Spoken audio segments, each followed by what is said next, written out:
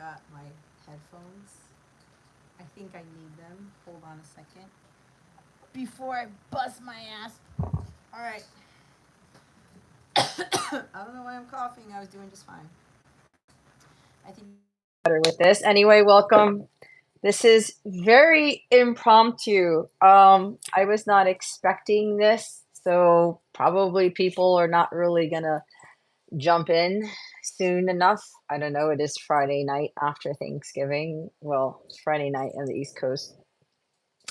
Um, anyway, hi Jason. I had to pull up the chat here in case I need to answer questions or something. Anyway, I was not expecting to go live. So for those of you who watch me, I had been asked to go on a hiatus for a little bit from YouTube, which is why you haven't seen me post. Hi Shannon. Which is why you haven't been seeing me post here. I've been pretty quiet, only putting a little bit of things on the community tab, but I've been told to pull back my energy from this platform for a reason. And I've been working on other things. I've been focusing more on my students, the people who have memberships with the Capella Wellness and, having my downtime, right? It's holiday time, it's holiday season. So I do not know when I'm going to be posting again on YouTube. It might be December, beginning December, mid-December. I don't know. Next year. My guides still haven't given me the green light on when to come back, but I wanted to do a video to kind of tell you guys that before and just post it. But I didn't get around to it, but I think, everything in divine timing, right? So, and, I'm in my Zach Thomas Dolphins jersey, right? The Dolphins were playing the Jets today for the first Black Friday football game ever, which they won. If you saw that game with Howard having a 99-yard TD run after intercepting the Hail Mary pass from Boyle, as they call it now. If you ever get the chance to spend time with me watching football, you'll think I'm crazy. Anyway, so my guide said, don't worry about makeup. Don't worry about that you're still in your Dolphins jersey. Don't worry about anything about that, okay? I think my camera's way too close. But anyway, don't worry about the lighting, right? Don't worry about anything. It's all about the message, okay? So anyway, I was not going to go live on YouTube until my guys told me to do live on YouTube, because those of you who watch me, I usually go live on Saturday nights. But I'm only going live for my members, and I'm only doing readings for my members. So, but anyway, I was going to do a pre-recorded video and post it on my channel. But I just got back from an hour walk, and my guide said, no, we're going to change it on you. We want you to do it live. And I said, okay. So this is not going to be your normal live that I do. Those of you who've watched me before, those of you who are coming across this and watching me for the first time, welcome. Thank you so much. I'm so glad you're here. There's a reason why you are seeing me for the first time and why you were led to this message. And I set the intention that this message went out to the people who really need it the most, because somebody here, or even if they're not here live, somebody is going to need this message. Now, it may not be you. It may be somebody that you know, okay? You have to take this how it resonates. So you're going to know whether this is your situation, whether you need this message, or you need to hear this because you are being led by God to help somebody else out. Let's put it that way. Okay. So I want to make it very clear, because if you've seen the title, this is about mental health. First and foremost, I am not a doctor. I am not a clinical physician. I am not a therapist. I am not a psychotherapist. I'm not a certified counselor. I'm not a social worker. I am not a psychotherapist or whatever it is, right? There's also like the RTT, rapid transformational therapist, whatever. I am not any of those. Please keep that in mind. I am disseminating this information from the Most High, from God, the archangels, Mary Magdalene, Jesus, the archangels, okay? This is more spiritual than anything else here. This is more about they want me to disseminate this information for somebody here because it's very important that they get this message. All right. But again, I want to make it very clear. I do not have all these other credentials, right?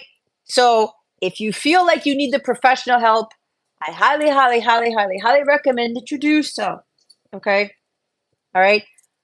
If you seek my help, understand this. All right. Because I help in a different way. I'm led by God and the angelic realm. All right. I have my own gifts. I have my own talents. I have my own abilities. But God's telling me I don't need some sort of placard. I don't need some sort of like a billion years of experience. I don't need a certification, but that's what they want me to say. All right. I'm already helping others in their healing process through the means that I've been guided to do by utilizing what God has blessed me with. So this is stemming from, and I'm not going to give names, I'm not going to give too much information because I'm protecting the identity of this person. This message is stemming from an incident. It's not an incident. I should say a situation that I experienced Thanksgiving, which was technically yesterday. I'm recording this November 24th, 2023, the day after Thanksgiving. All right. So I'll try not to draw this out too much, but it ended up being where we were done with dinner. Hi, Cody. How are you? Happy Thanksgiving to all of you, by the way, if you didn't get my Thanksgiving message. So how are you, Cody? I hope you had a nice Thanksgiving. So this is stemming from after dinner. We were, we chilled out, we did some stuff, and then I was going to help in the kitchen. Somebody approached me who was there. It is a family member. Okay. It is a family member. I'm not going to say what type of family member. The only thing I will say is this person is male and he's younger than I am. That's all I'm going to say. So we started talking and he started questioning me as to why I left my government job and why I left the career that I had. Because if those of you who know me, those of you who've been around, I used to make a really nice six-figure salary. I had a very prestigious job. It was a job that not everybody gets. It was hard to get and hard to maintain. Okay. It's one of these jobs that's just not given to anybody. All right. Like I had worked hard for it. I had to keep up with some certain things. And I'm not going to say exactly what that was because I don't want to get that out there. I was in engineering. I was a systems engineer for a while. And I was an analyst before then, but that's besides the point. So he was asking me certain things, but I will say he had quite a bit to drink. So I already kind of knew where he was coming from. Not where coming from, but I already knew that, okay, something's happening here.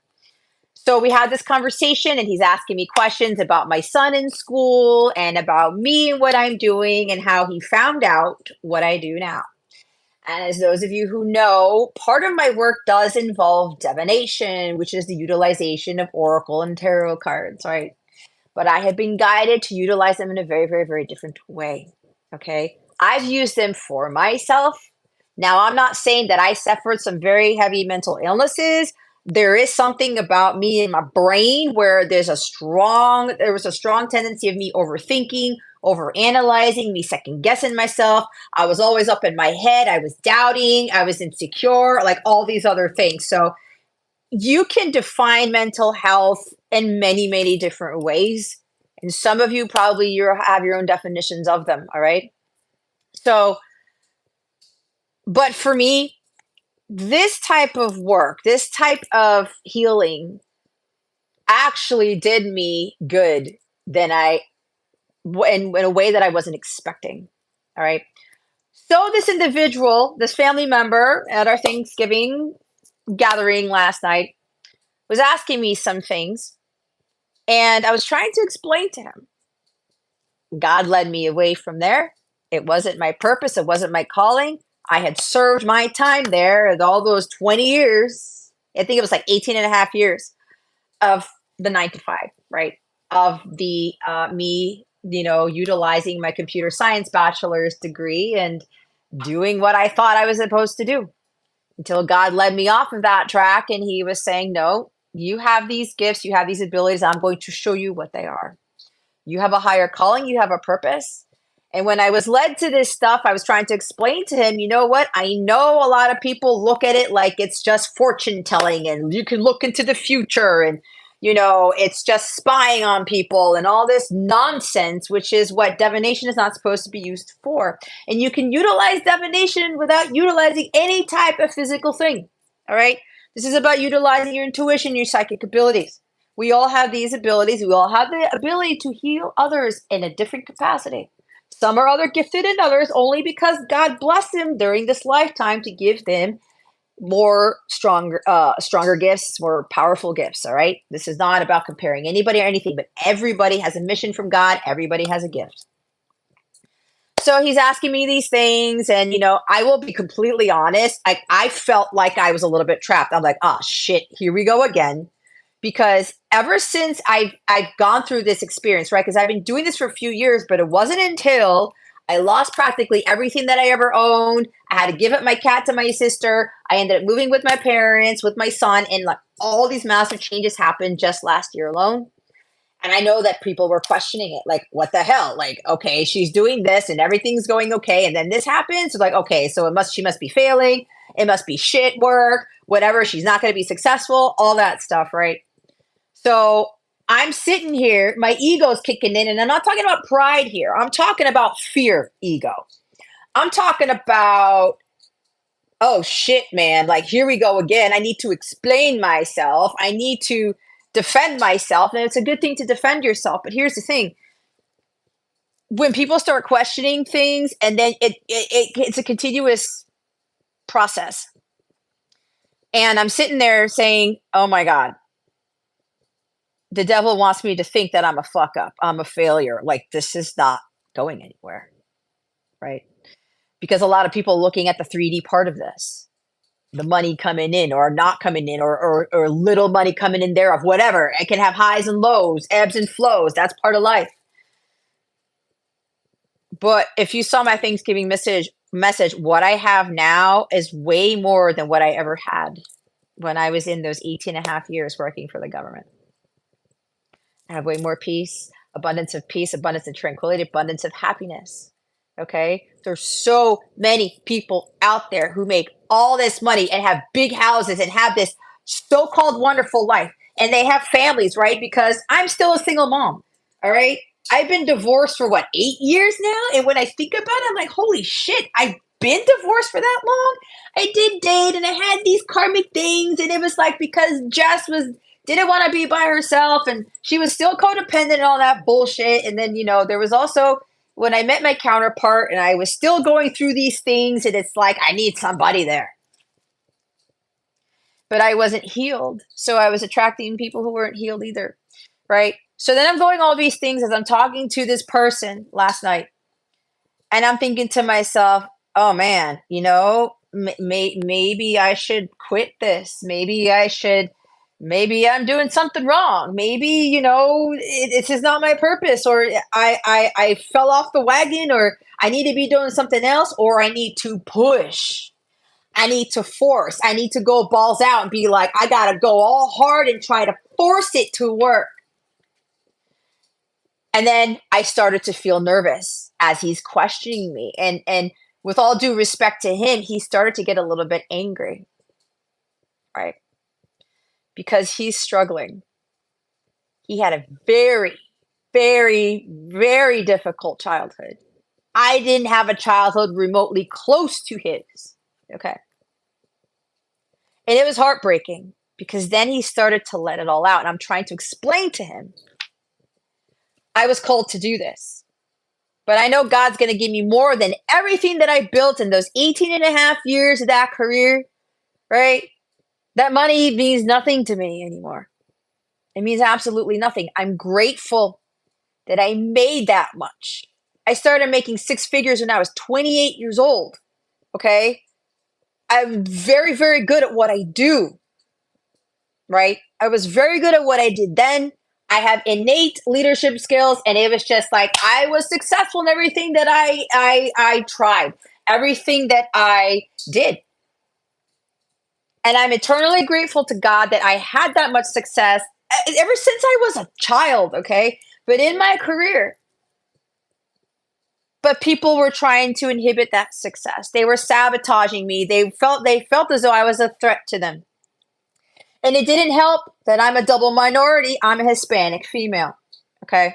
I worked in an industry in a field dominated by men. So I felt like I had to work harder for it, right? And then it got to the point where I'm trying to explain this to my family member here about why God led me in this direction. And this can go for any of you who are kind of, not following in my footsteps, but you are in a similar journey where you've already left that career and you're doing these things and your family thinks you're off the rocker, you've lost your damn mind, or whatever, like, what the fuck are you doing type of thing. And you're just like, no, God called me to do this. If you want, I always come up with the analogy. It's not analogy. It's what, when Jesus called Matthew. Matthew was the richest of the disciples, right? He was the tax collector. He was rich. And Jesus called Matthew, wants you to follow me. Matthew's like, I'm going. Let's do this. And look at the impact that Matthew made in the world. He was not going to make that impact as a tax collector. He was not going to make that impact by having all those riches and those really nice leather shoes and like this beautiful house and all the money he could ever have, right? He wouldn't be healing people. He wouldn't be encouraging, motivating people, be an example of Christ consciousness. It's like an example, right? If you're a healer, you're a spiritual coach, whatever this is, tarot reader even, it's like you have a purpose to help them to really understand their abilities or discover them and to utilize them in the way God intended, right? No judgment, no self-consciousness, no insecurities in what you can do, right? So part of me started to get nervous as I'm talking to this family member, right? And for those of you who just joined, this person is much younger than I am, um, and he's male. Okay.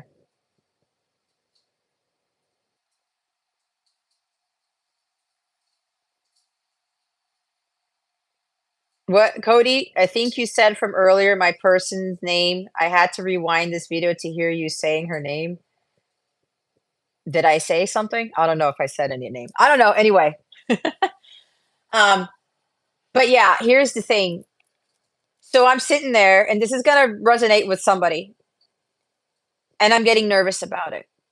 And I knew, okay, I must be under a test. I must be being questioned because they will got my guides. God, the enemy wants me to be like, Jess, yeah, look. And then God's like, let's see if you're gonna speak your truth. Let's see if you're gonna own up to what you teach, what you preach, right?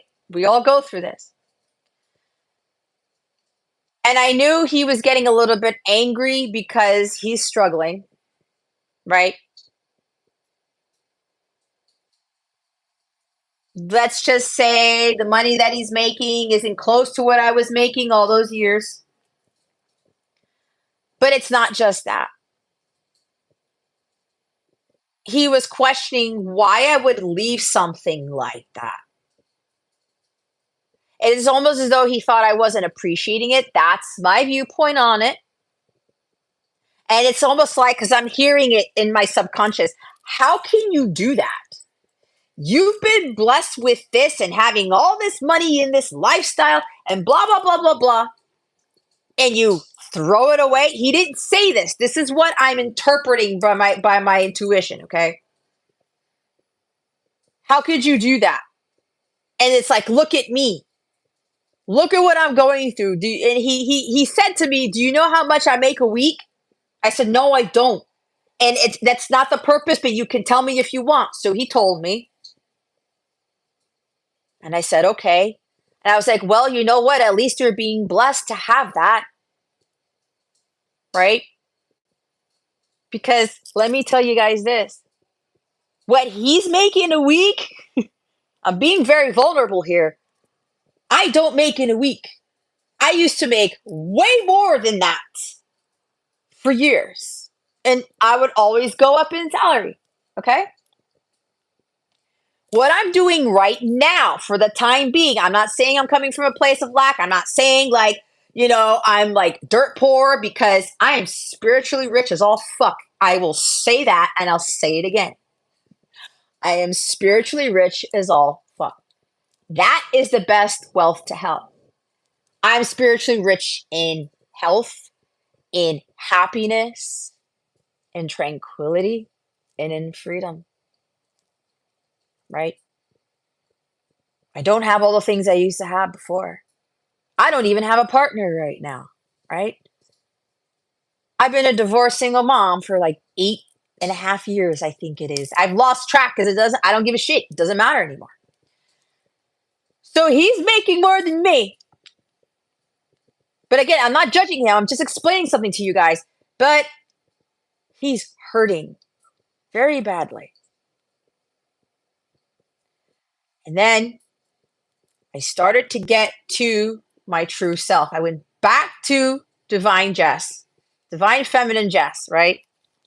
And I prayed to God and the archangel. I said, I know my fears kicking in. I know my doubts kicking in. I know that he's trying to question me, trying to make me feel guilty of the choice that I made, but it wasn't necessarily the choice. It was my obedience to God. It was my faith in God. Jess, I want you to leave this. I want you to do this. I want you to follow me. And I want you to do what I've asked you to do because you have these gifts. Okay. And then there was an energy shift, a huge energy shift. And I said, here it comes. Here it comes. I asked the Holy Spirit to speak through me to this family member. And then what ended up happening, by the grace of God, I got a little bit like, I'm going to say my balls grew super big. And I stood up straight because I was kind of like hunched over on the kitchen. I still had my yellow gloves on. I'm like, shit, I wanted to go clean the kitchen. I wanted to go take a walk in the neighborhood. Couldn't do that. And I was like, okay, this must be happening for a reason. And I stood up straight. My balls grew bigger and I went straight to who I really am.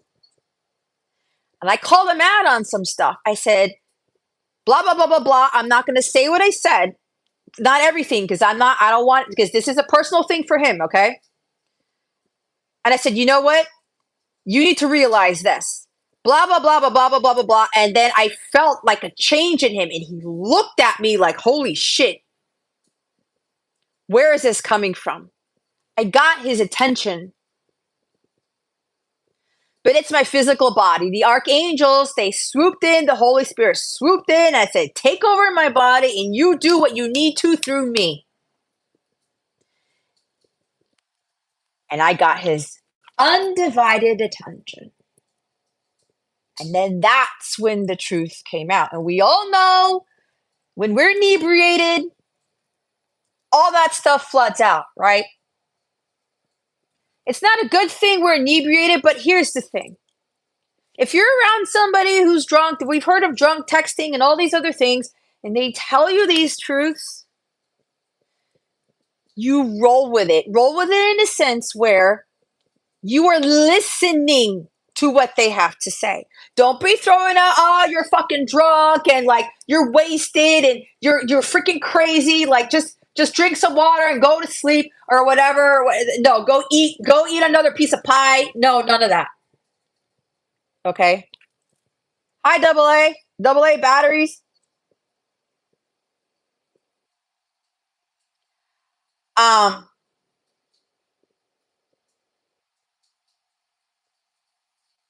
yeah, Cody, thanks for that. I'm trying not to get distracted here.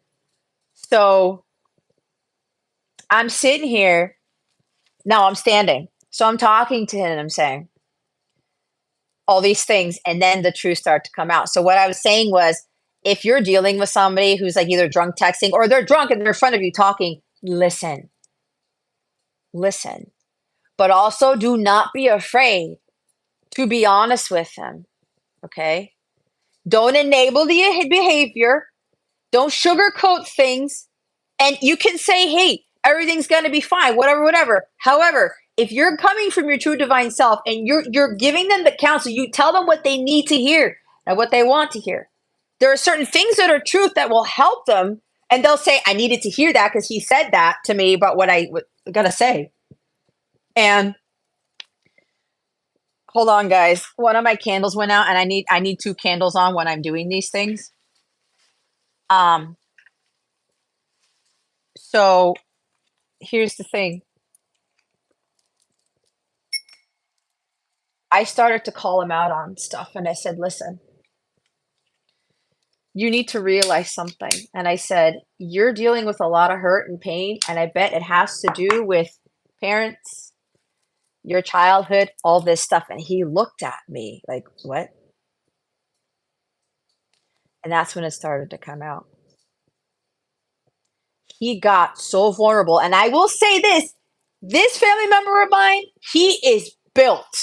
Okay. If you saw him walking past you, you would think that he didn't shed a tear ever in his life. Okay.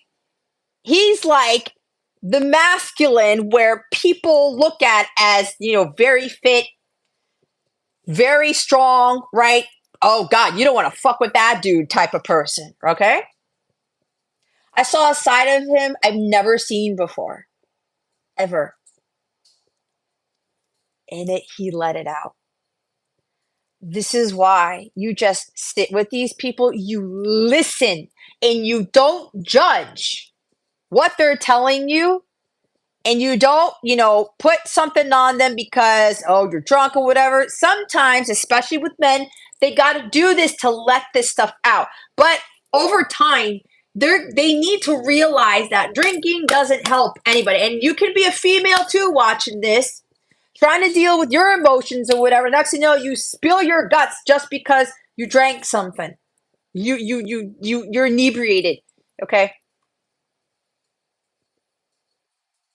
But if there's somebody else on the receiving end of this and they're paying attention, they're listening to you, and they're kind of trying to help you, I pray that you retain that information, that you remember what was said. Sometimes people do, sometimes they don't. However, there is power with words, with healing, but there's more power in what is coming from the energy of the person who you're getting the guidance from, who you're talking to. So he started to let out all these things, right? And that's when the tears came. But I mean, bawling. So for any of you males who are out here and you're having a hard time dealing with your emotions, okay? And I know we're talking about mental health, but listen, when those neurotransmitters are out of balance, it leads to depression, the types of all other things. When these things are off, you're not calibrated, your masculine and feminine energies aren't balanced. It causes your whole self to be imbalanced. It causes your world to be imbalanced.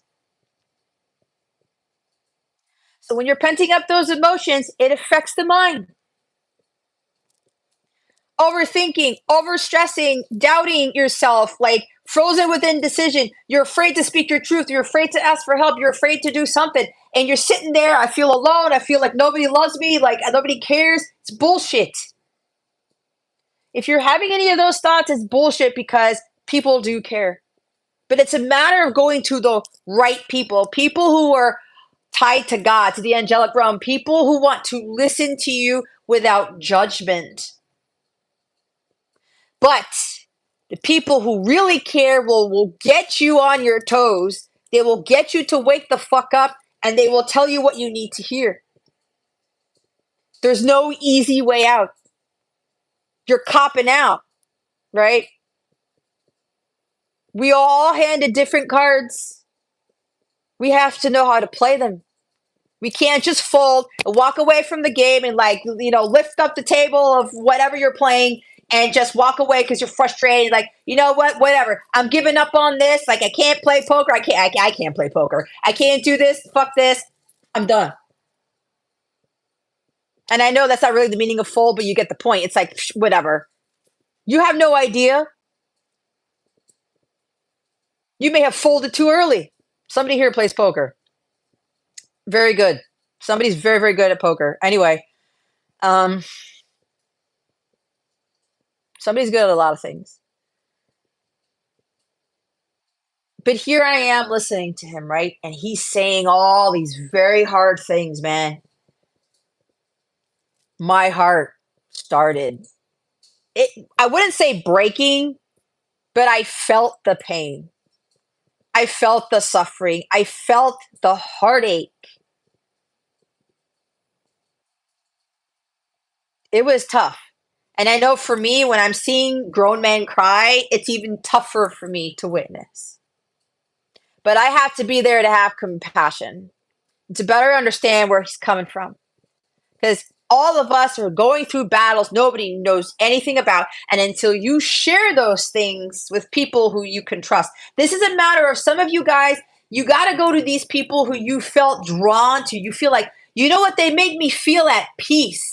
They make me feel at ease. I feel comfortable around this person. It's the light that they're emitting. If you feel that, to anybody who's watching this, you go reach out and touch that person. Reach out and touch someone like the AT&T model from the 80s or whatever.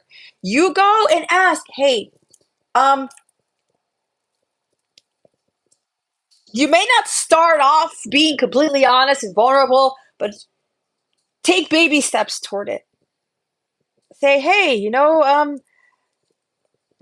I don't know, I feel led to you, I feel drawn to you, or like I feel like I can say these things in front of you. And you have to trust your gut on this. And you may have, maybe you trusted your gut, or maybe you thought you were listening to your intuition and you were vulnerable with anyone, and someone just threw it in your face and called you a pussy, and called you an idiot, and called you weak, and called you like, oh man, you're not a man. You're not, especially men. You're not a this. Man up, right? That is the worst phrase you can tell anybody. You can even tell a man up to a female, and it's like, what the fuck does that mean? What does that mean? What constitutes a man? Explain to me what you think a real man is. And we're talking about those who embody divine masculine and divine feminine. This is not about being strong and being muscular and being all like, yeah, I don't cry, and I gotta be tough, and I gotta be tough, and I gotta be rough. I will say that the person I was talking to, he was talking about that because he has such a, oh God, he's not the first person that I've known who's had a very, very, very difficult life. And I will say this person did not grow up in the States. That's all I'm going to say. Okay? He did not grow up in the 50 states, United States of America. And neither did this other person that I know who I was very close to. Well, he's still part of my life, but that's besides the point. And he's talking about, Jess, I had to feel like I had to survive to live all my life. And then when he got to this country, it's like everything's going to be better. But he was lied to. He was betrayed. People stole things from him. And he became even more bitter. And I bet you $1,000,000, usually with men, when this stuff happens, they blame God. The first thing is to blame God. And if you're a woman who's going through this too, at some point, some of us have God complexes. I know I went through that. And I grew up Catholic, and I was like the nicest, calmest, sweetest person in the world. Not that I'm not now, but it was more of following this belief system that I kind of questioned, but then I was afraid to question. And I was like, oh yeah, I should be doing this. Everything's going to be fine. Until I'm like, wait a minute. Why is this happening to me, right? When my marriage starts to fall apart, and I didn't expect to be divorced with a kid, and all these other things, and everything happening to me at my job, and I'm like, oh, why is all this shit happening to me, right? Because it was happening for me, not to me. God had to break me down to build me back up, but to build me in the way that He intended. Not the way that I did, not the way that society was trying to build me, mold me.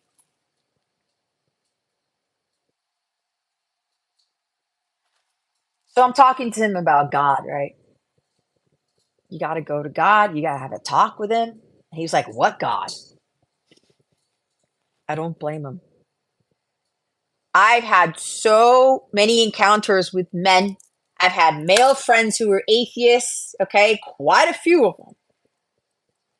But I saw something in every single one of them that other people didn't see. And I didn't know it then that I was able to see these things, to see the divinity in other people, especially in those who didn't believe in God, especially in those maybe agnostics or people who had complexes with God, right? Because again, I'm not saying I'm innocent from this because I had a little bit of that too. I didn't completely throw God by the wayside, but I will say I stopped praying. I stopped being grateful to God, and that's really when shit started to hit the fan for me. And that's when He led me to what I do now. That was God's way of fixing me, of helping me discover my abilities. And it runs in the family, but practically everybody in the family was like, no, Catholics don't do this. No, this is wrong. No, you're going to hell. No, do you? And I understand there's always darkness to everything that is on this earth. You cannot have dark without light. No matter what the hell you do, you can be in medicine, you can be in health, okay? You can be in the government, you can be in anything, even when you're a spiritual coach and a tarot reader or whatever, a doctor, a lawyer, whatever the fuck. There's always a choice to either choose the dark side or choose the light. It's like freaking all Star Wars with this shit.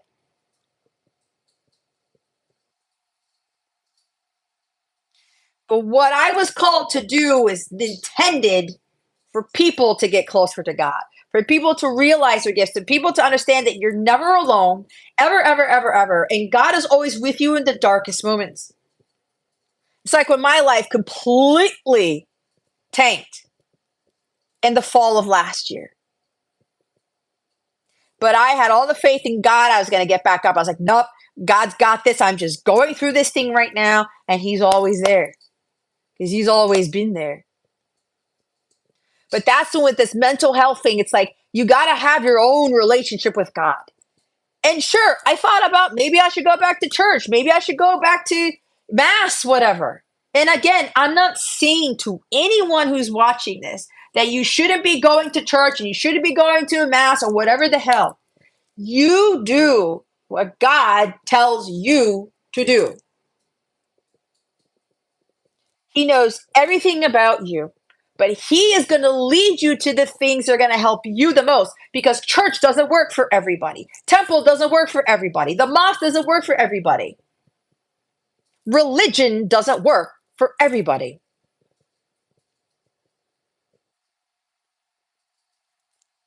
So whatever God leads you to, you follow that. He knows what works for you and only you, not anybody else, not even me. I can guide you towards something. I can teach you about something, but you got to take it back to God. You got to sit with God. You got to meditate on and say, okay, how am I feeling by what I am hearing? And like for me, I was led to all these things.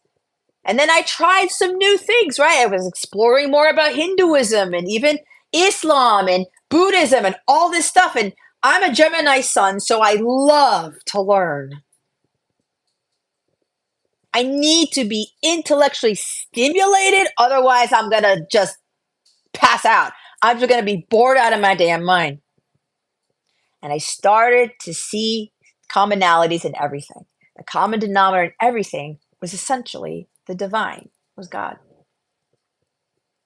There were different ways how people were going to get a state to a Christ consciousness. And Christ consciousness does not mean believing in Jesus Christ.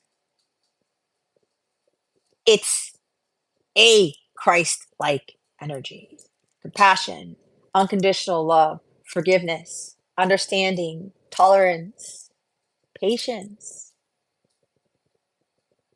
listening to people, sharing truth with people, and not being afraid of being burned at the stake because of your beliefs or being ridiculed or being persecuted.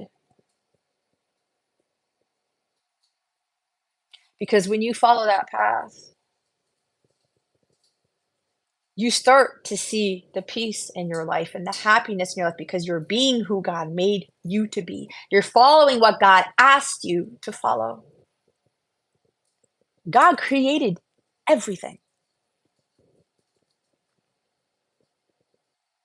But it's like you can't put a square peg in a round hole, right? Some of you are rectangles and circles and triangles and rhombuses and parallelograms and dodecadon. I was going to say Metatron because Archangel Metatron's here because he's helping me out. It's a dodecadon, right? It's a 12 sides. Anyway, octagon, whatever. Pick a shape. You may be even a shape that hasn't even been discovered. You may be the shape of a Merkaba, okay? It depends. We're all different. We're all not going to fit into a particular mold. So as I'm talking to my family member here and I'm explaining to him all this, he started to reveal more of himself and there were more tears coming out. Again, like if you would see this family member of mine, you would be like, holy shit. I've never seen him this way ever.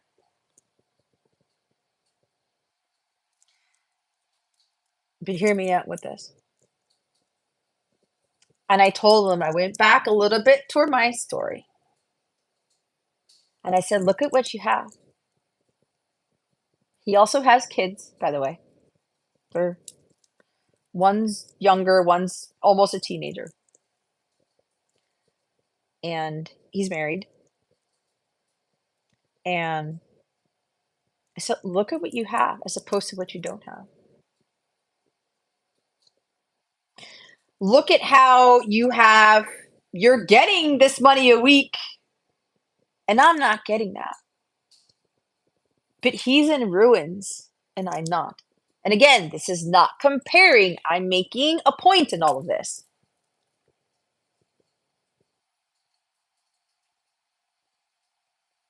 You can have all the money coming in the world, but when you don't have that happiness, you are spiritually poor. And nobody tends to talk about this. Everybody wants to manifest love and material things and being rich and all that stuff. What is that going to get you? Because when you die, you can't take that with you. Do you really want to be known for having like 5 Lamborghinis and like a $5 million house or $10 million house and having like all this wealth and you've done nothing for the world?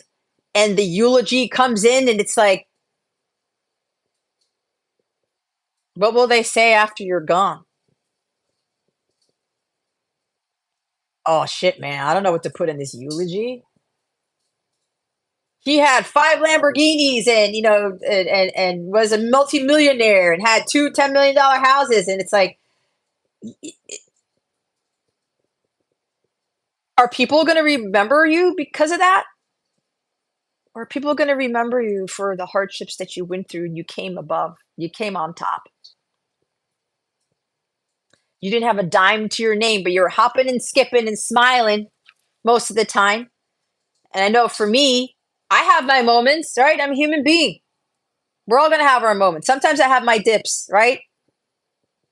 We all have ebbs and flows. That's life. It's like the infinity symbol, up and down, roller coaster. But you have to enjoy the ride. You have to see the silver lining things. You have to realize what is really important in your life. And I reflected on this after I talked to him when I went to sleep and I was realizing, I have these things that a lot of people don't realize they need to be seeking. The spiritual wealth. Abundance doesn't just mean money and finances. It doesn't just mean, having the love of your life there, having like romance or something. That's not what we were here to do, to experience. God wants that for us. He wants us to be wealthy. He wants us to be abundant, but it's abundant in all areas of life. I don't know why they want me to say this, but if you've watched my videos and you know how they tend to be long, that's why I don't have mid-roll ads. I'm not doing it for the money, like that Foster the People song that I channeled before. It's the message, it's the intent, it's the help, the guidance that I'm trying to give. And I don't want to break that concentration. It's a little bit of selflessness there. Because what I'm trying to disseminate that is given to me by the Most High, by the angelic realm, is way more important than the monetization of this video or any other video that I do. Sure, it's nice, you know, it could be an extra stream of income, whatever, when it gets to that point. But what it's doing for me, and every time I do these things, I go up a level. I go up a level. I go up a level. It's like when I was talking to my family member, after that, I was like, shit, I went up another level. My guards are like, bravo, Jess, because we knew you were kind of feeling like, oh shit. I was backing into a corner like I used to do, and I was challenged, especially with men. When I got challenged by men and I was intimidated by them, Jess, the old Jess, would, whoop, goodbye. I'm not in a corner, but I would cower into a corner. And what would I do? Zip it. I'd stop talking. I'd be afraid to speak my truth. And I was getting to that point again with this family member, and I was like, that's not who I am anymore.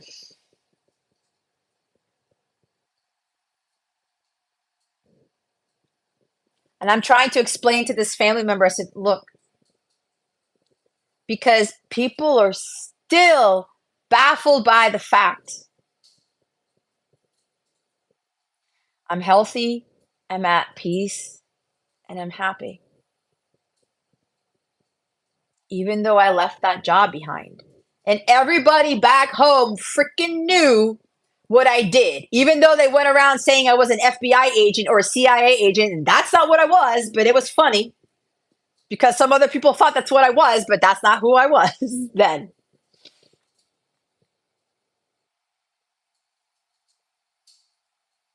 Everybody knew, oh my God, Jess got that job? Wow.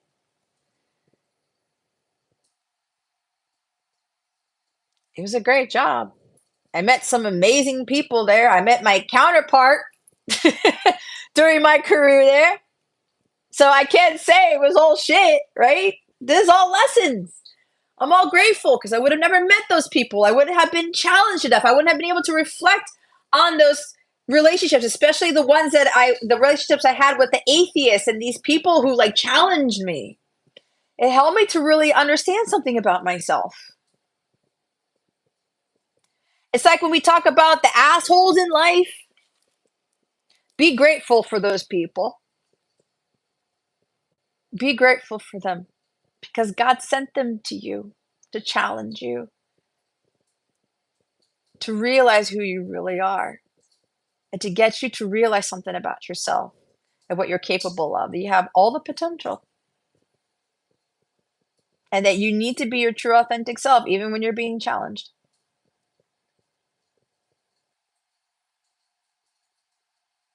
For whatever reason, I'm seeing like the whole freaking Miami Dolphins football team in my head. Like I'm seeing Mike McDaniel and Mostert and Tyreek Hill and Armstead and Rip Van Winkle, as I call him. I think his last name is Van Dinkle. Phillips, even though Phillips is out with an Achilles injury. Oh, God bless his heel, Archangel Raphael. Anyway, I don't know. For whatever reason, I'm seeing all of them. So I'm starting to realize something about myself as I'm talking to him. And then I started to get really stern in a way. And he started to be even more vulnerable with some very heart-wrenching things.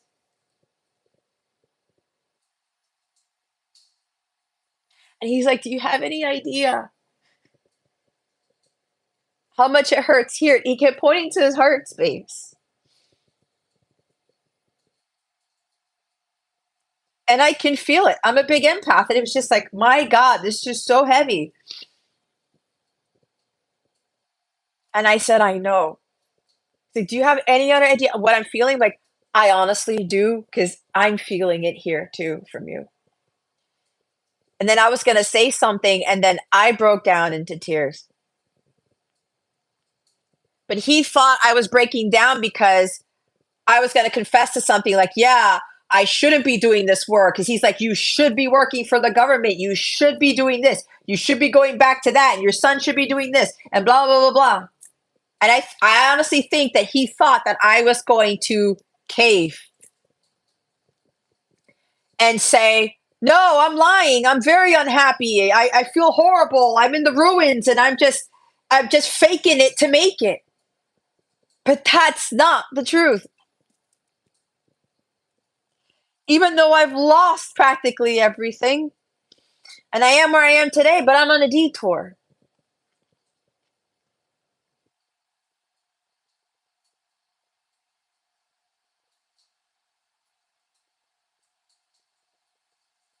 So Cody says, "I'm always challenged through my life too, but I'm always learning more about myself." That's excellent to do.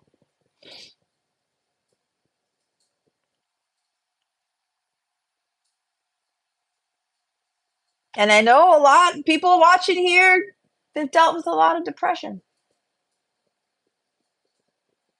And I'm not saying it's easy to come out of, because I can say I've never had an issue with that. I felt pretty sad before. Maybe it'd be a day where it's just like, I just can't, I don't want to do anything, but I've never really suffered from that. So I can't really speak to that exactly, but I can speak to ways what I'm guided to do to help with those things, right? Like I said, anybody who's watching this, you get the help that you need. If it's professional, you need to have the courage to ask. But you go by those people who make you feel at ease, at peace. You feel this light. You feel comfortable. You feel this love, this like sense of calmness. And so I'm breaking down a little bit, and I told him, "You have no idea how many men that I've dealt with." And there's like, I have a student that I'm working with who's been through things similar, like a lot of depression. And I'm telling him about how I've been helping these people with my gifts and my talents, and how that's nothing to be ashamed of. And he was angry, he was sad about losing something. And I said, "It's not your fault. You have to understand all this stuff that you went through has kind of created you to who you are now, but that's not essentially who you are. You are better than that. You have way more potential than that. God has something better for you." But I was telling him, "But you got to do the work. You need to heal, and you need God, but your own relationship with God." Like, I talk about God and everything that I do, but I'm the messenger, but I'm the guide here. I'm the teacher. You have to learn how to deal with God in your own way. You need to discover, you need to explore and see what fits for you. If you know you're a rectangle and you keep putting yourself into the round hole, the rectangular peg, right? Start finding the square hole. Or you may be realizing you're not a rectangular peg and you're something completely different.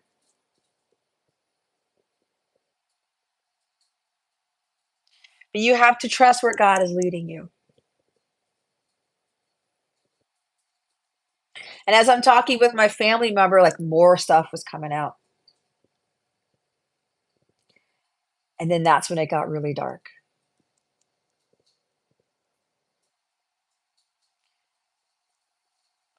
Let's just say, for the lack of the better term, let's just say there was ways to end things.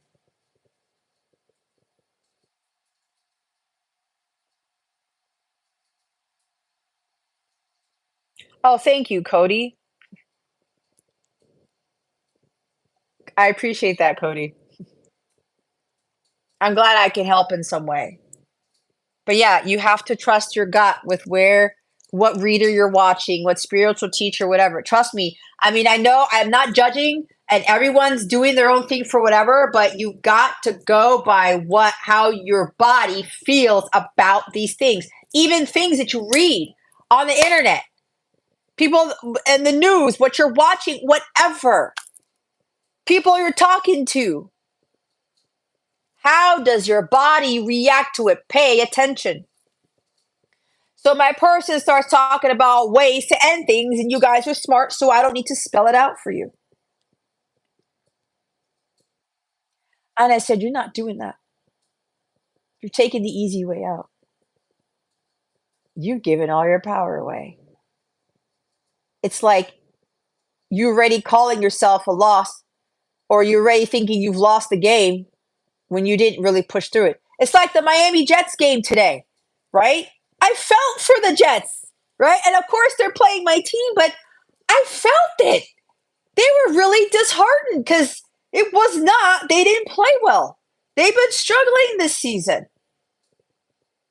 But you have to go back out there and still give it your all. Even though you might even feel that you're going to lose the game, you're still going to gain something. It's like, okay, it was a loss, but how are we going to handle this better? How are we going to get better? What can I do to improve myself? How am I going to have a positive mindset about this?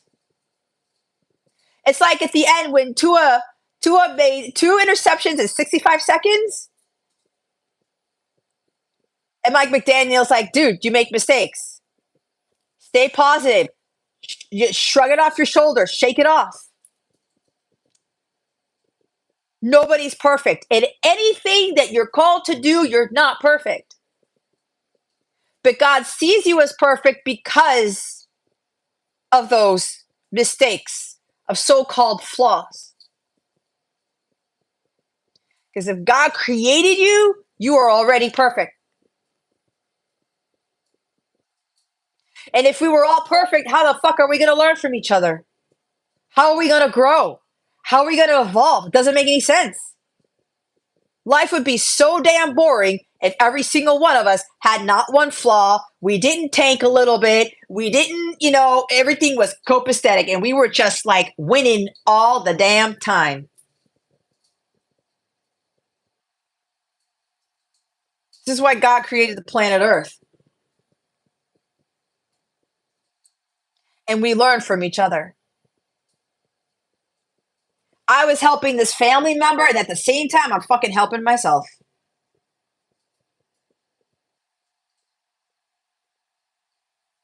Right? In real time.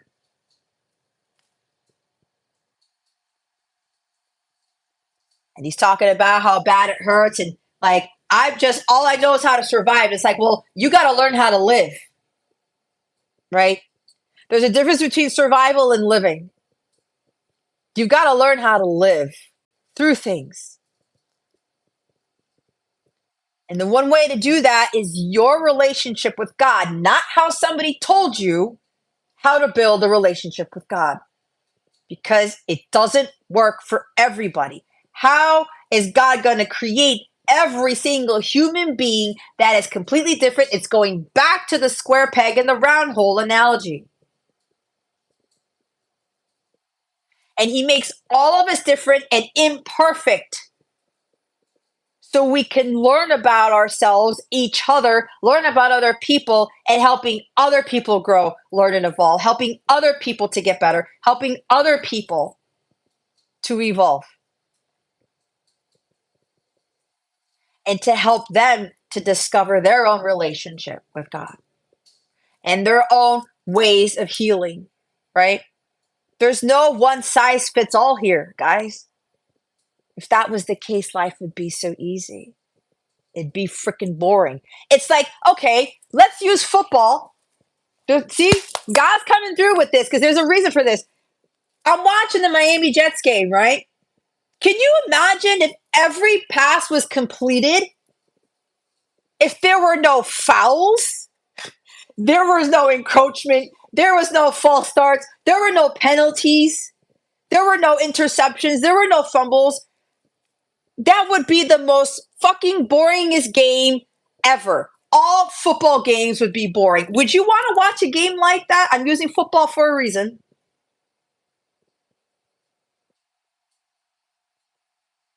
Or any other sport for that matter.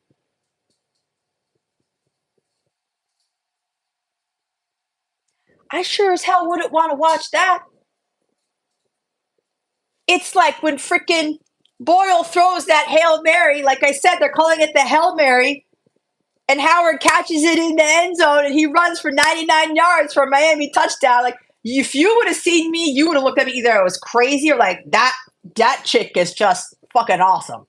Because I yell, I scream, I get very passionate, I get very hyper when I watch these games, especially with a play like that. Holy shit. And I stood up out of my chair. I'm watching the TV's on. I have this Christmas ambiance thing on.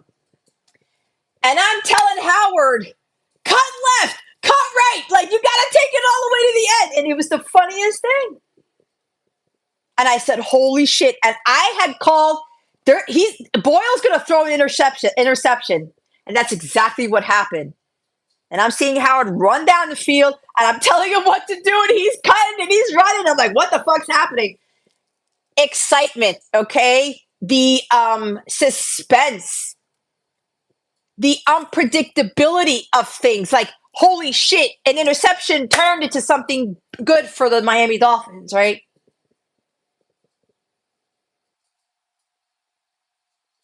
And of course, Boyle has to get that out of his head. I saw him throw his water bottle on the floor, and that's okay. But if everybody else was gonna, and he's supposed to be a leader, right? If Boyle's still gonna be agitated and pissed off and all grumpy, and he goes out there, fuck this game, man, we're done. He's already lost the real game of life because he defeated himself.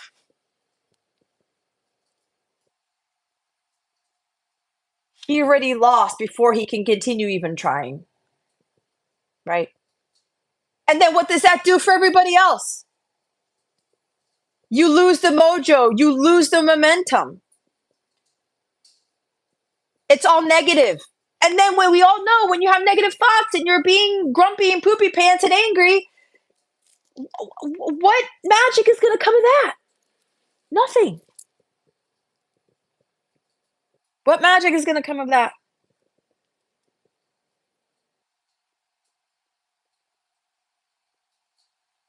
There's no learning.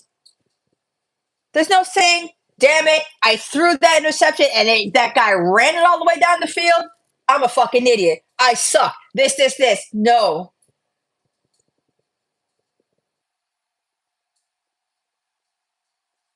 We learn from those things. We grow from those things. And we're inspiring others to do the same, right? And this is not, the Jets fans going out there, oh, what a fucking idiot, man. He shouldn't have thrown that Hail Mary. Look what happened, and this, and this. Dude, you can't pass judgment. You can't pass judgment. How would you feel if you were the one who threw the interception? I don't know, that's like a Jets fan here or something. How would you feel you threw that interception and people are like calling you like you dumb fuck? What a stupid mistake. Are you perfect?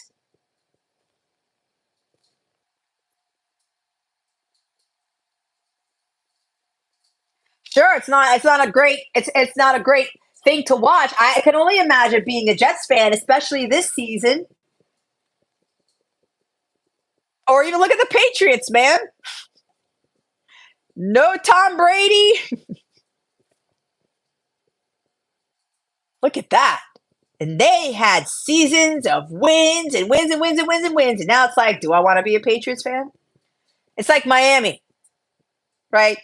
All the heartache we've been through for years. We get somewhere, then we fall apart. It's like, oh my God. And then people get off. In Miami sports, if we're winning, everybody wants to be a Heat fan. Everybody wants to be a Marlins fan. Everybody wants to be a Dolphins fan. And then when we're doing bad, I'm putting my jersey away. I'm not going to wear it. I'm not going to let anybody know that I'm a Dolphins fan, that I'm a Heat fan, whatever. That's what happens in sports here. I got to say, especially in the New England area and other places, they're diehard fans. They don't care. It's like the Lions. I mean, the Lions have been doing really great this season. It's phenomenal, right? Even though they lost um, the other day on Thanksgiving Day. um, but again, you stick with it. You have the hope, you have the faith. And I'm telling my family member, you gotta like realize something here. God's not done with you yet. If he was done with you, I wouldn't be talking to you right now. But there's a reason in this. There's a purpose in all of this. And I told him, I do feel when you start healing and you start changing for the better, not that he's a horrible person, because he's not. He probably thinks he is, which I know he thinks he does, but he's not. He's a child of God. Nobody's horrible because you're a child of God. And he's coming in here thinking that he's fucked up badly. And sure, he may have done something that I don't know, and he's growing pains, and there's all these things. We've all fucked up. But there's no miracles to see. There's no Hail Marys to watch, to experience. There's no jaw-dropping moments, right? And when you get over that hump and you get over these difficulties, you start to see how God works in your life. And I'm telling him, you have to have hope that this thing with your daughter, these other things, it'll work out for you. But you've got to do your healing. You've got to make peace with your past. You got to heal from that past. And you got to make amends. And you got to forgive those people who wronged you. Because forgiveness, lack of forgiveness that dwells in your heart space, you will not. I will repeat, you will not have paradise in life. You will not have the love of a lifetime in your life. You will not have the spiritual wealth, the financial wealth, the physical health, everything that God has for you. Because that hardens the heart. It destroys you. And that's what the enemy wants to essentially do. You stay with the grudge. You stay bittered. You stay angry. And you keep putting blame. You know what? They fucked up my life. They ruined me. They blah, blah, blah, blah, blah. Look at it differently. Ask yourself why. What was it about you that you didn't heal? What was it about yourself that you didn't like? Did you always speak up? Did you always give your power away? Did you always think everything had to be done right by you?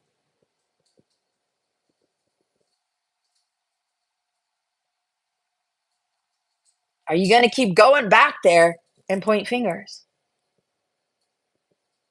Are you going to keep going back there and saying, well, this is my life now. I keep hearing this is the life song by Dream Theater.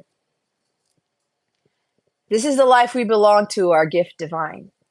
But what are you going to do with that gift? And sure, other people are going to be handed silver spoons. Other people are going to be have better childhoods. Like a lot of the people that I teach, guys, that I work one-on-one with, their childhoods were way worse than mine. I'm not any better. I already had some shitty childhoods. This lifetime is just different. But I had my other shit as a child too. My childhood was not perfect either. I saw some things that molded me to someone that I kept repeating certain ancestral patterns. I wasn't finding true love. I wasn't finding happiness. I was like, oh, let me go this route. Let me go do this. Right? I'm not any better. But what I've been able to do is flip things around and really rebuild my relationship with God the way that God intended it for me. Following my calling and starting to realize what I can do to better my relationships, my life, my bond with God. And it works. Even with everything that I've been through, I still thank God for everything. I still praise God. He gets all the glory all day, every day.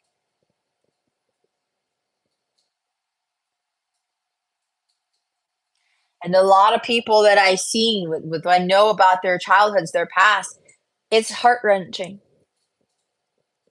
And don't get me wrong, sometimes I question and I sit with God, my God. And this is why, especially men who are atheists, they have these complexes with God. If God was all loving and all knowing and he could fix things, why doesn't he do it? Because this world that we are in now is not God's world. He created it, but man built it. We've had a choice to go the God route or the opposite way. And that's where the enemy starts to come in and interfere with that stuff. And so I'm talking to my family member. It's like, it's a choice. Are you going to keep giving your power away? Are you going to allow these other people that you're dealing with to make you feel like complete shit, like an asshole, like a failure? Other people do not determine you're a failure. You do. God doesn't look at you as a failure. Do you know what a big slap in the face that is to God? If he looks at you as a failure, that points back to him saying he's a failure. But God is the only perfect entity. He's the only perfect one.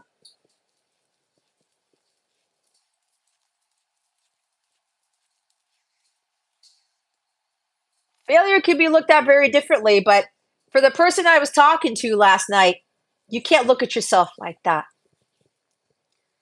You just made some choices, you went these paths, and reflect on your life and see how you can improve, how you can grow, how you can learn.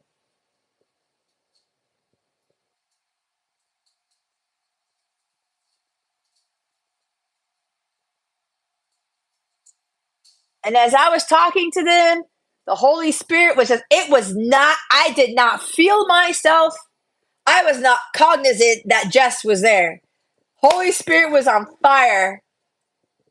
And all of a sudden, he stopped crying. And he sat up a little bit, and his face changed. And his energy, his vibration went up.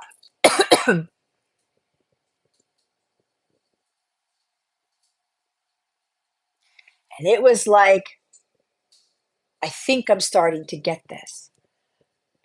And I told him, this stuff is not entirely your fault. Look at what you've been through. You're doing the best with what you know how. But there's always room for improvement. There's always a chance to go back and look at those tapes and see what you can do differently and not repeat those things. It doesn't mean that you're not going to make new mistakes. That's okay. But here's the thing, you will make less and less of them, perhaps. But the bigger thing here is when you, oh man, I shouldn't have done that. Oh man, what did I do? You recover faster. You learn faster. And it doesn't make you feel like an idiot. It doesn't make you feel like an asshole. It doesn't make you feel like a failure. And you don't have that in your freaking mind sitting there ruminating on it. I should have done that. I should have done this. Why did I throw that pass? Why did I do this? Why did I do that? What's done is done. And don't be putting blame on everybody either. Sometimes we can put the blame on ourselves, but that's only for you to do some self-reflection. How am I going to better handle the situation? How am I going to better deal with this thing?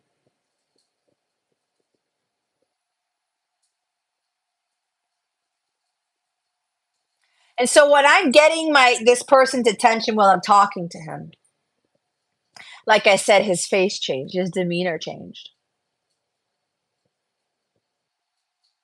And when I told him it wasn't his fault, he collapsed again, not literally, he just broke down. And I think he kind of stood up off of the bar stool and was saying, "Thank you. This whole time I thought it was my fault. I needed to hear that." Now that's a positive thing for him to hear when I talk about what you need to hear instead of what you want to hear.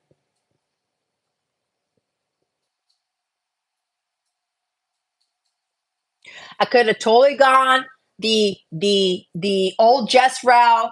"Oh, I'm sorry, things are gonna get better and it's okay," and not give him any counsel, but I had to straighten him up somehow. That's what I do now. And I'm not telling him to man up because I knew it was a little bit tough for him to talk to me because he's never talked to me in all my years of knowing him like that.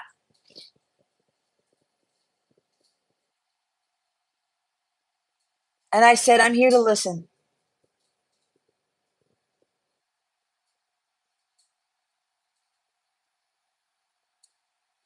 And I'm giving him an encouragement because I'm seeing the divinity in him.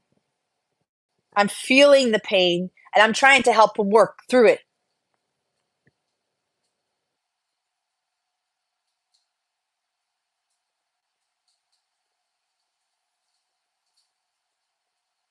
And it made me realize that there's so many men out there who go through the same thing. They're going through the same thing he is.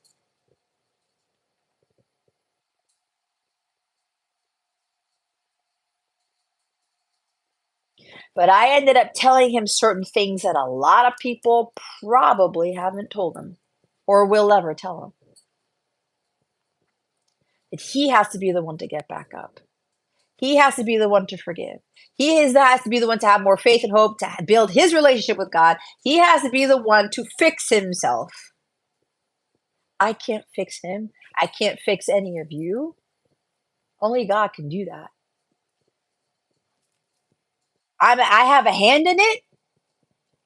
I'm an assister. I'm a helper. I'm an integrator. I'm a teacher.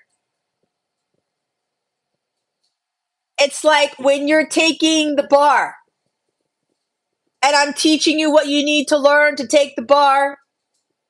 I can't take the test for you. I'm not the one who's going to be the lawyer. You are. I'm not the one who's going to be the doctor.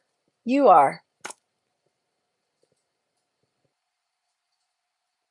I'm not the one who's going to get you that job. You got to do your part. But you have to have all the confidence in it. Sure, you might not pass. You might fail, but did you really fail? You might not get that job.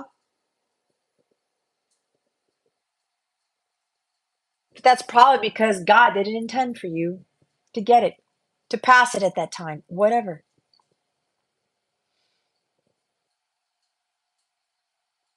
Right? Like I said, with the football analogy, it's so wonderful how God put that in my mind while I was watching that game today, why he wanted me to do this live out of nowhere, because I was going to do other things. It would be so boring and we won't learn anything. We won't see the miracles of God. We won't see these miraculous plays and how people go from here to there. It's like my person. Why am I bringing my person into this? I know my person's been through some things. I've been through some things. We've all been through some things. But the person I was talking to, I said, "You're going to be an example for other people at some point in your life to show others what you've overcome." And he has already crossed a massive barrier because we all know people who come into the States, they don't make it at all. And for some, like they literally don't make it, like they die trying to get here, right? Or something happens to them here, or it goes backwards. They're in a way worse situation than what they were in before they left that country. And I told them, your superpower is you understanding that you're a survivor, but you now have to understand that you need to live your life. God is going to be the one to sustain you. God's going to be giving you what you need to survive. You got to learn how to live your life.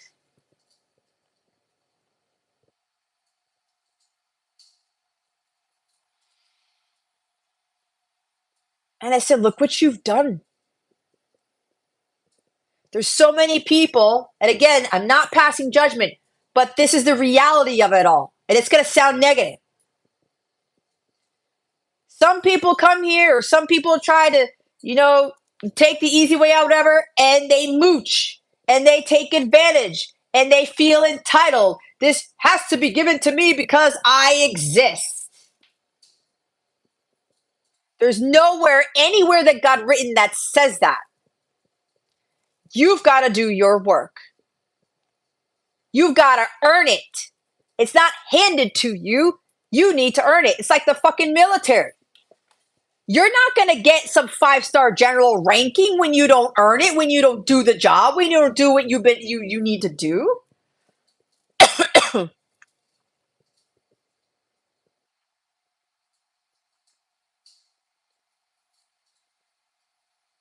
So like Jason's one of my students, right?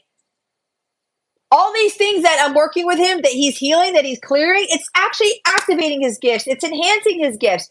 He's getting better as a human being. Not that he was shit before, but you get what I'm saying.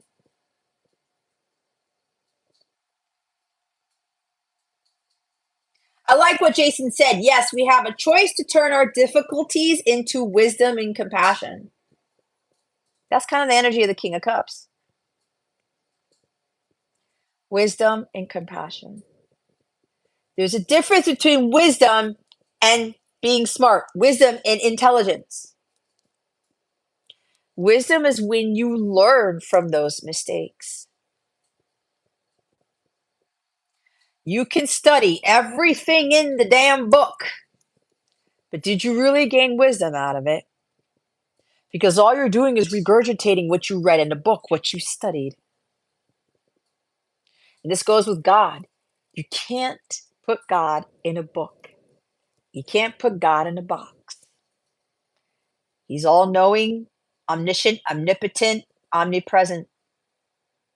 He's limitless. He is not confined. It's Pisces energy. Pisces has no boundaries. None. Even Jesus wasn't limited. Yes, he was a human being, but he was being an example of having unlimited potential.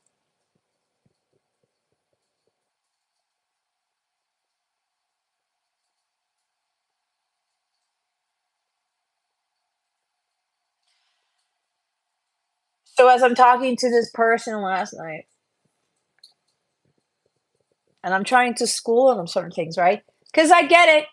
We were going through a lot of difficult times and stuff, and we want people to be on our side. And I was on his side, but remember, when people are really on your side, they will tell you the truth, the cold, hard truth.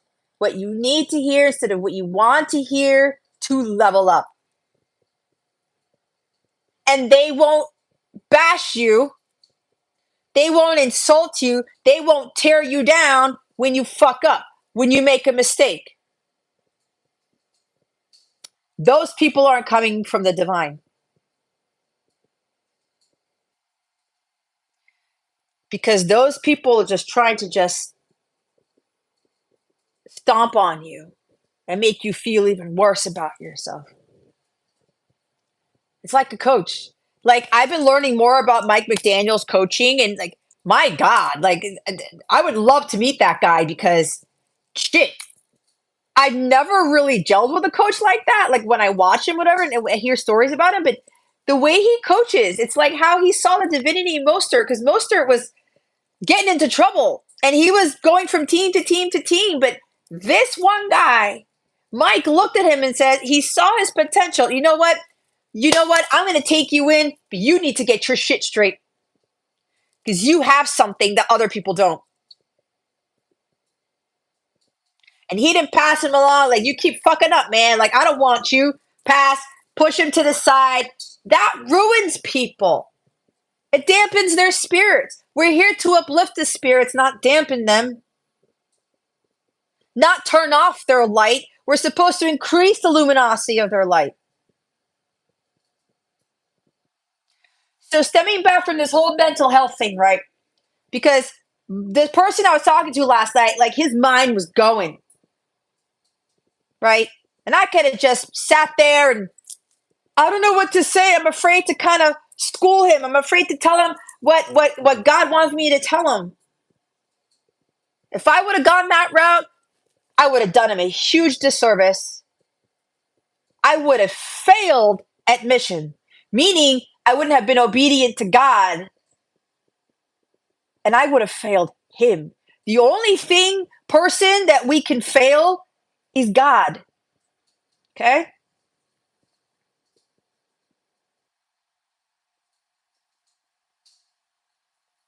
Nobody's a failure to anyone. No one. But if you start thinking about that about yourself, you've already lost everything. Your dignity, your integrity, your self-confidence.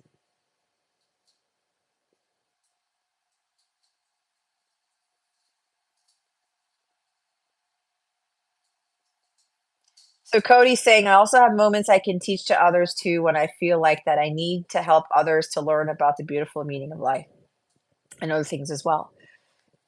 We got to go through the fuck ups and make the mistakes and make those interceptions and fumble the ball, right? But when we show others how we deal with that afterwards, we inspire, we motivate, we elevate. That's what we're here to do. It's like the stories I talked about myself with my misgivings and all the fuck ups that I did, right? But it's here to teach. God uses us as examples. And when we bring God into it, we are examples of those miracles that God brings into our lives, what God can do, where God gets all the glory.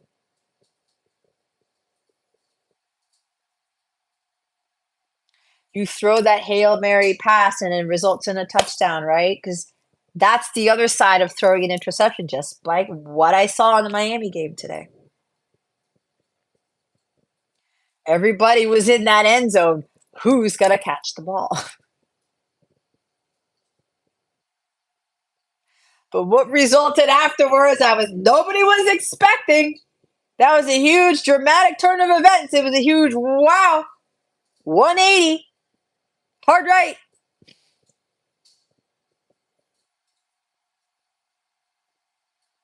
It's like a miracle in itself. God wants to surprise us. He wants to excite us. He wants to get us up out of our chair and start yelling at the TV and going bonkers. Because what does that even do? It raises our vibration when we get into that type of energy. Even when you're watching football. And sure, sometimes when I'm watching the games and the Dolphins are like messing up and they're not doing well, I'm like, oh man. But I gotta let it go. I gotta keep going through my day, even with the loss. Like when they lost to the Chiefs in Frankfurt, I'm like, okay. But it is Mahomes and the Chiefs, so I give him that. It's a great team. Chiefs are a great team. Mahomes is a fantastic football quarterback. We know who plays football, but I don't know why I said that. Anyway.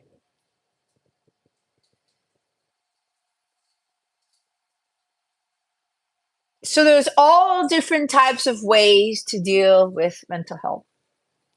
But the big thing here is to go seek it and to not feel like a wuss when asking for it. To not feel like it's a weakness when you're opening up, when you're being vulnerable. And if you get the courage to say these dark things, let it out. But if it's not you that needs to do this and you're on the receiving end, you need to have an open heart Let them in, okay? And just listen.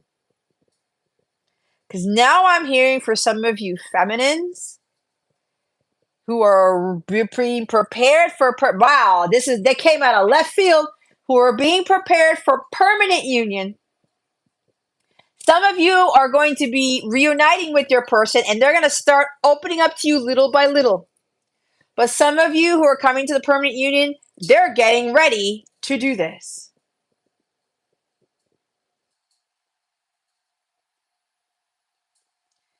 To open up to you, and there's probably going to be tears.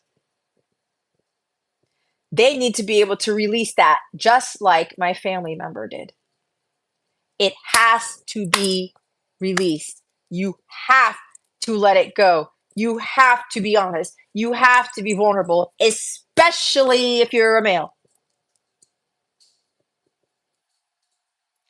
You keep it bottled up inside, it's like a pressure cooker, you're going to explode.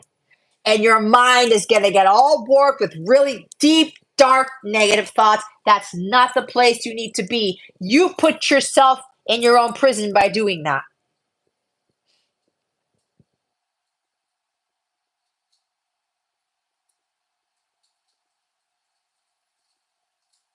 But it's a choice. You either open up or you don't. But if you know, if you go by your gut and your vibration, how your body feels, how it reacts to this person, and you know that you can open up, that this is the person you can talk to without having any fears, any doubts, any insecurities, then you follow your heart and you open up to that person. And this goes for any of the divine masculines watching this. Because there's something about you need to tell the truth, you need to open up. And you've been coached, you've been getting by someone or by God mainly to do this. Because you're about to step into a territory. It's like an away game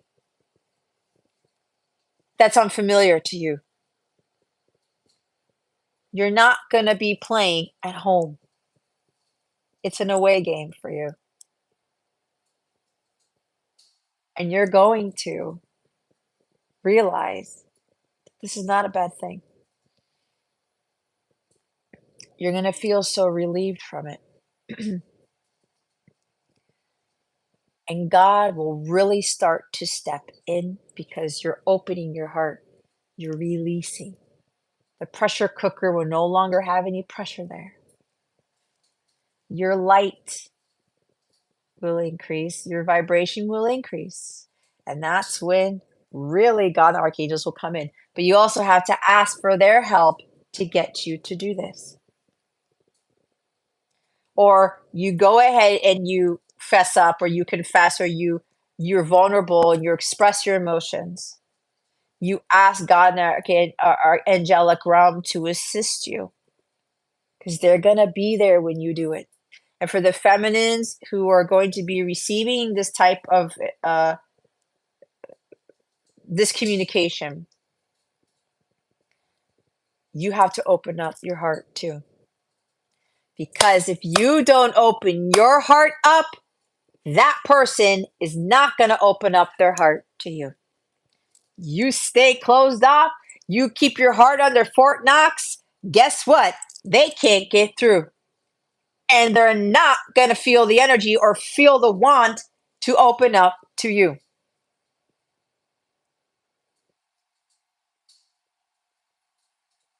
If you pass judgment and you have lack of forgiveness and you still have bitterness and anger on your end, and you're expecting somebody to confide in you, to spill their guts, it ain't going to happen.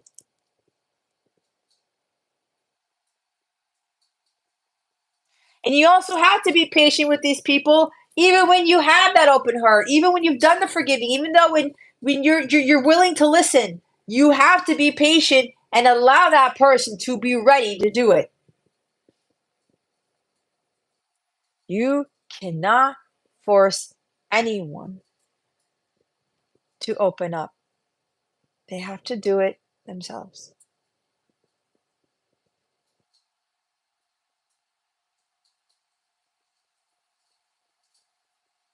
And so it was very interesting because I had no freaking clue on the day of Thanksgiving that that was going to happen.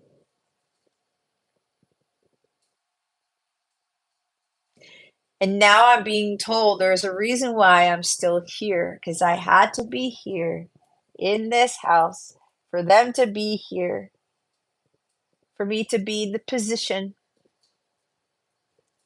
for that to happen.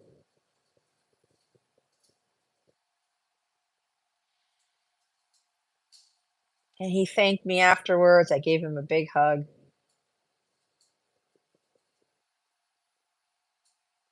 And he had happy tears after that. I know today because I asked how he was doing. He's still having a hard time, but he does need help. I may not be the person who will coach him the whole time. As I told the other person involved in this, he does need some help, but he's got to go to God. He's got to follow his heart and reach out to whoever it is that God's calling him to reach out to get the help that he needs. And for anybody who's watching this and you're resonating with this and you know I gotta say something, I gotta get the help, do it. But go by how your body feels about that person. And for any masculines watching this and you know that it's time to reveal these things, and you know in your heart of hearts that that feminine is going to be there with arms wide open. It's like that Creed song, or Open Arms by Journey. So now I come to you with open arms. The feminine, you know deep down inside, the feminine is going to be there because her heart is open. And now you have the green light. You're now feeling safe enough to open up to the feminine. And she's not going to judge you. She's not going to call you a pussy. She's not going to call you weak. She's not going to say, "Oh, well, now you're telling me this," and like, "Well, you should have done that. You made a mistake and you fucked up and you caused me pain and suffering." Hello, like Jason said, wisdom is gained through pain and suffering. You had to go through that to realize some things about your relationships, that person, and you. That's why God has us go through these things. And you will live a life when people do things to you and you won't be affected. It is possible because I'm living proof of it. It just falls off the back like water on ducks. I think that's what it is, but you know what I'm saying. Glides off. It's like that Taylor Swift song. What is it? Haters gotta hate. Something like that. Or Shake It Off. That's one of those songs. I know there's two different songs that she sings. But anyway.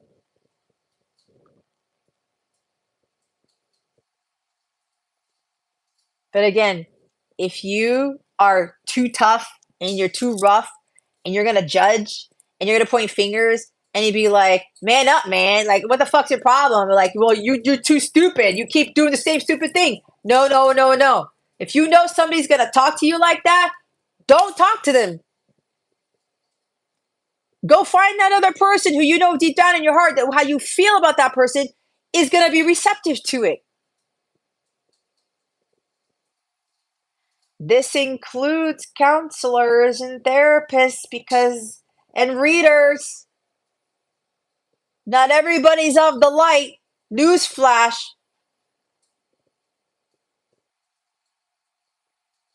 Those who are truly called to help, they will see the divinity in everyone and everything. They will not pass judgment. They will not ridicule. They will not chastise. They will not belittle. They will not say, "Oh, it's always your fault. It's always your fault. It's always your fault. Well, you fucked up. Well, now you gotta clean up your own mess." And yeah, there's accountability and responsibility, but certain things are not our fault. It's like a father who has a child and they have issues raising the child. They can't bond with the child. They can't connect with the child. Why? Because their father abandoned them, or they have issues with their father. You can't expect somebody to know how to be a great dad if they didn't have a great example. The same thing with mothers, okay? And that's no blame on the mother either. Because maybe the mother, the father, the same thing happened with their parents and generations, and nobody knew how to parent. Everybody was broken, not broken, but everybody was torn apart.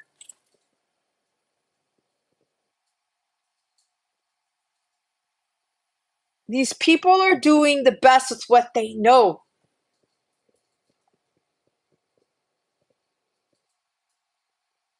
But if you know you keep repeating the same thing over and over and over again, I gotta change, I gotta do something different. I gotta change it up. That is on you. Because you have the ability to change your life for the better. But you also need to use discernment. You also need to know by going by your gut and your body's responses to people on who is going to get you there. There are so many people, and it's not just readers on YouTube, it's spiritual coaches and life coaches and God knows what else, like prophetic people. They're steering them in the wrong direction. Like Cody was saying, he felt fishy. Something was fishy. That's like Pisces energy. Something was off. They felt confused. They felt murky. They felt dark. They felt icky. Oh, that doesn't sound right.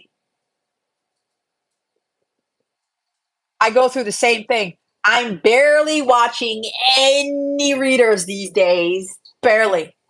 There's only like a few. If God leads me to them and I gotta hear a message, oh, yeah. And here's the thing, guys. If you're low vibrational and you're vindictive and you're gonna be like, especially if you're feminine and bashing the masculine, it's all their fault, it's all their fault, they gotta do the work, I don't have to do shit. Guess what you're attracting on your feed? Guess what you're attracting in other relationships? The same thing as you. Point blank. You're attracting negativity. You're attracting low vibrational coaches and readers and articles and God knows what else, people in your life. Like attracts like. And some of you are going to get this counsel because you want to be vindicated. You want to get your justice and you want to be like, yeah, it's like freaking when I talk about in the Beauty and the Beast movie when Gaston puts the shit in villagers' heads off with the beast's head. And Belle's the only one who sees the truth. Because she sees who he is. She sees the divinity in that really monstrous looking thing. And Gaston's like, no, he'll make off with your kids in the night, blah, blah, blah. And he lights the torch and he's like, I say we killed the beast. And Gaston's the muscular, handsome dude with the blue eyes and he's a good shot and whatever. And everybody loves him. It's like he's the protector of the town because of how bulky he is, right? Yeah, let's listen to Gaston because it's a monster and they're listening to him. But here's the danger, guys. Nobody questioned Gaston and asked him, hey, have you actually been to the castle? Have you met the beast?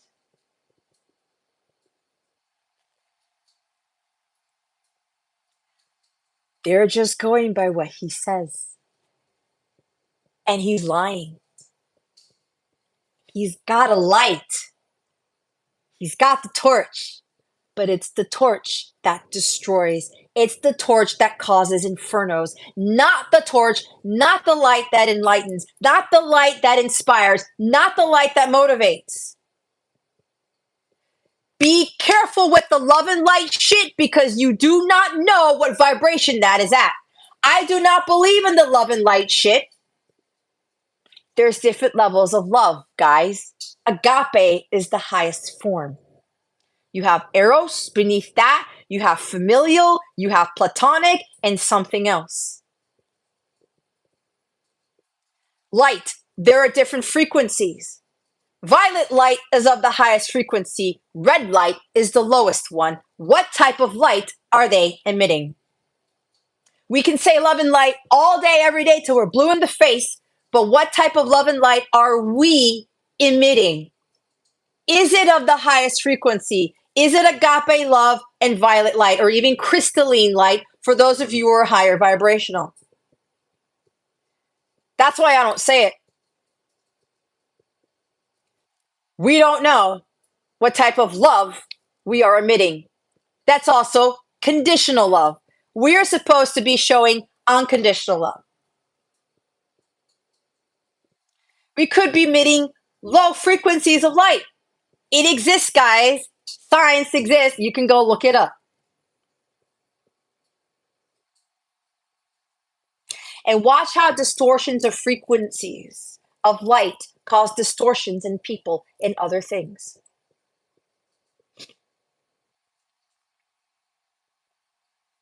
Crystalline light is of that pure, it's the pure light. There's no color to it. And it's not white. It's like clear. That's above violet. Some people have to really do a lot of work to get to that type of light.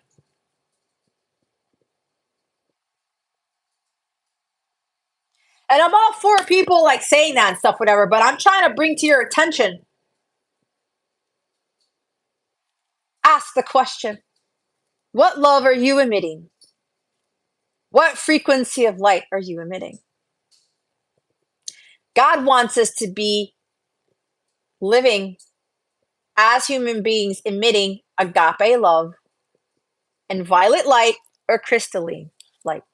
The goal is to get to crystalline, but that's not for this live right here. That's for something else. So what torch are you carrying? The torch that's going to cause infernos? Or the torch that's going to create inspiration and enlightenment and agape love and crystalline light? Violet light, let's put both in there. So again, everybody's listening to Gaston. Oh, he's the one to go to, but Gaston never met the beast. He never went to that castle, and nobody fucking questioned him because they were intimidated. They were afraid. They thought he knew everything.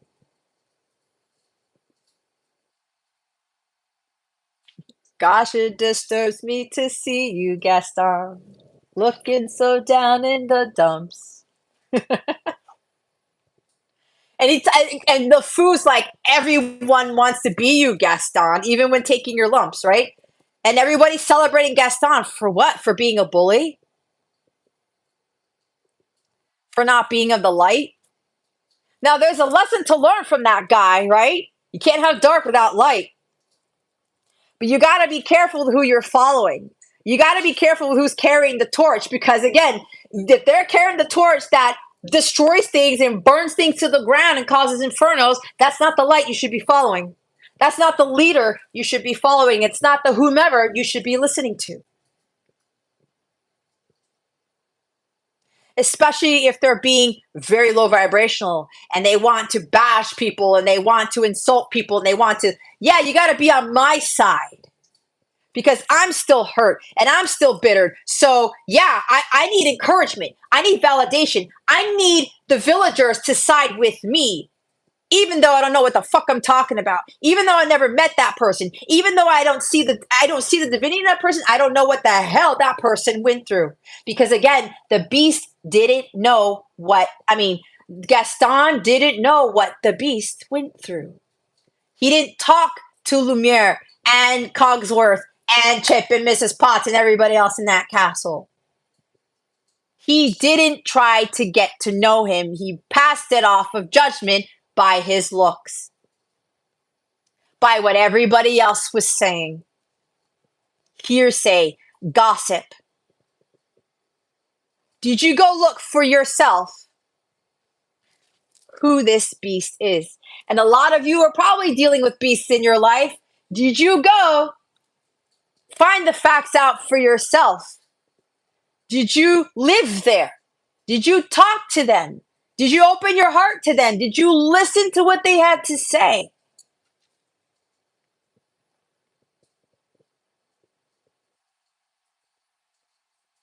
You know what they're telling me? Even with mental health, this is going in a different direction because now mental health is being shown to me in a different light. Where people are not mentally sane because they're judging and they're assuming and they're going by gossip and they're going by everything they see and they read and they hear without going to God for the truth. So now we have another mental health awareness, because it is mental health awareness month, is it not? We have another mental health pandemic, guys. Wow. Thank you, Holy Spirit, for this. We're now dealing with people, mental health issues, with assuming, with not finding the information for themselves, with not going to God, with judging, with not having an open heart and open mind. How about that one? We're now dealing with two different extremes of mental health here. How awesome is this? And probably those people who consider to have mental health issues, maybe they don't have them. Like what K. Ram said, misdiagnosed.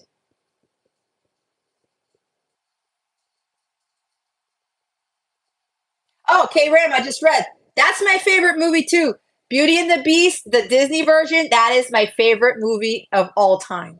If you want to know the Christmas movie, it's National Lampoon's Christmas Vacation, which I still need to watch because it's Christmas season now. Anyway, sideline. K. Ram, your last name is of the water. That's beautiful. Oh, I'm reading the chat. K. Ram, agape love is unconditional love. It's the highest form of love of all. It's complete divine love there. Complete unconditional. There's no judgment. There's no bitterness. There's no anger. Somebody can screw you the hell over, but you will see the divinity in them and you will have an understanding of why they did that, and you will still give them unconditional love. There are no grudges there with that type of love.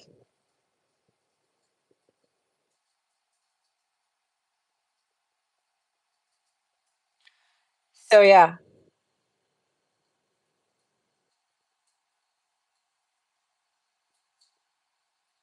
So yeah, Cody, again, if you're feeling fishy about other readers or whatever it else, it doesn't have to be readers. It's other things you're viewing, reading.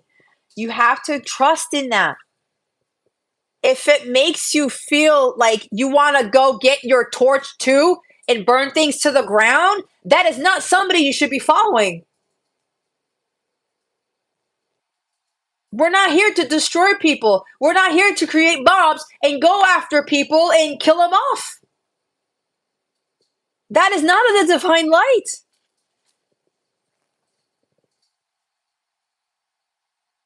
It's not. And I'll have to say it really it gets to me to the point where I have to cool down a little bit, right? Because it gets me pissed off when somebody says something in an article or a video or wherever I'm at, and they're rallying up people, they're rallying up a mob to bring more negativity, to destroy other people, especially the masculine collective. I have such a big heart The masculine collective is not even funny. And that's both men and women. This is not gender specific, but more masculines or men.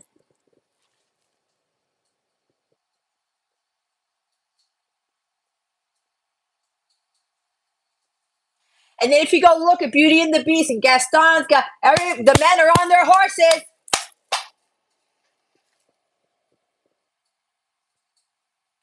Men weren't called to kill and destroy either.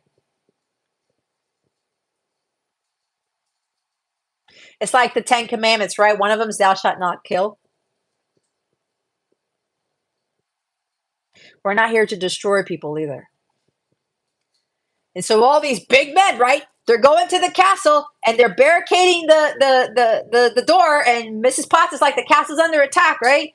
And then these little teapots and clocks and candelabras and shit and forks, they're not men. They're not human. They're enchanted objects.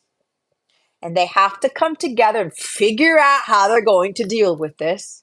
And they talk to the beast. He's like, I don't care. Let them come. He's like, all is lost. I let Belle go. Now I'm going to be a beast forever. And I'm going to live in this doom and gloom for the rest of my life. I don't give a shit. Let them kill me. He's giving up. He's lost all hope when he has to keep it just for a little while longer. And then these enchanted objects, they defeat the big burly men. Right? And they leave the castle. These little itty bitty things. A fucking teapot, a candelabra, a clock, a fork, a dresser drawer, the piano, you name it. Little thing. Even Chip was in this, right? The underdog wins.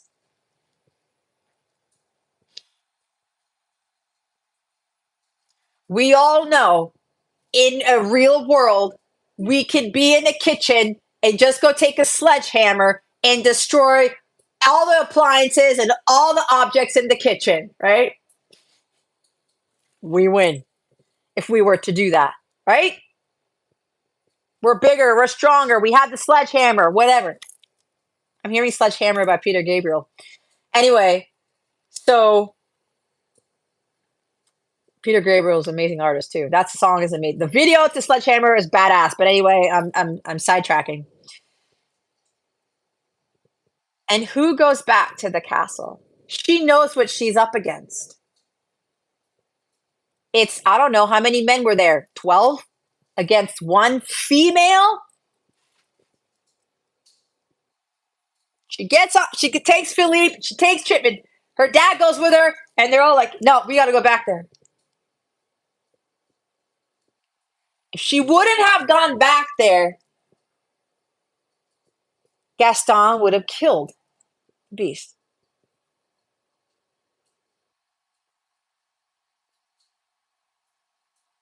Even though he let her go, she was being tested, and she realized, I got to go back there.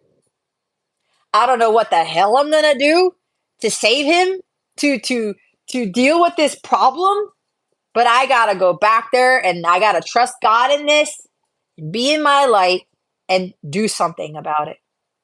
But she had no clue.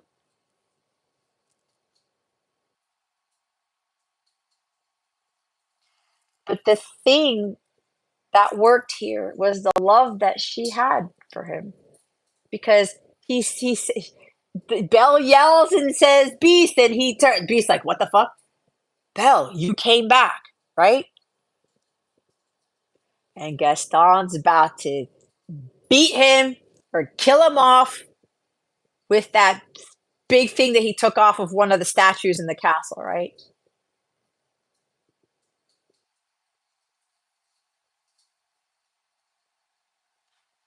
He let her go, but she saw the love in his heart because she gave him the freedom that she was asking for. If you love it that bad enough, you set it free. If it comes back to you, it's yours.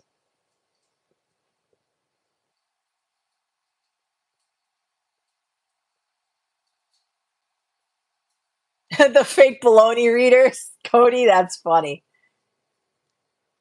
Faker than a $3 bill. There you go. Yeah. Like, again, you have to really trust your gut with this. You do.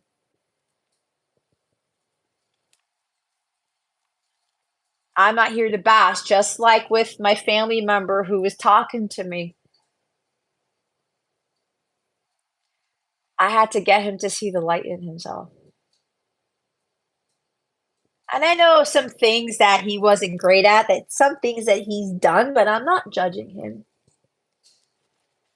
God led him to me for a reason, and I got to do my part in helping him in whatever capacity. So anyway, Belle's there, and the beast is all like renewed and rejuvenated. He's, oh my gosh, he's here.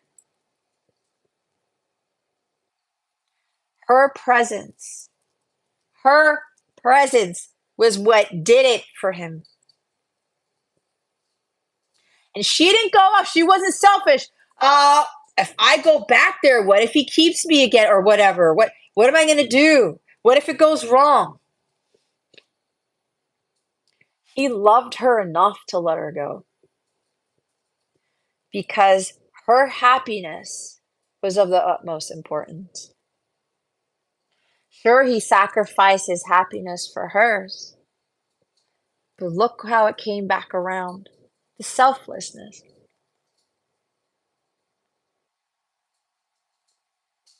The unconditional love.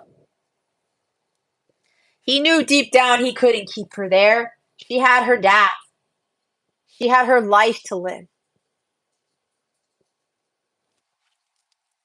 He was doing the same thing to other people that was done to him. He was made a prisoner in his own home. And he wanted everybody to do the same. And he wanted to keep everybody under lock and key.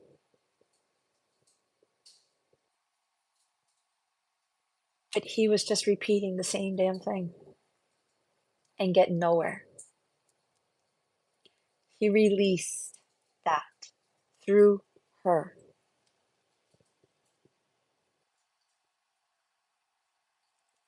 And while there's no God in this, but you can put God in the movie if you want, because when the castle turns back to its original form, there's angels sitting in the corners.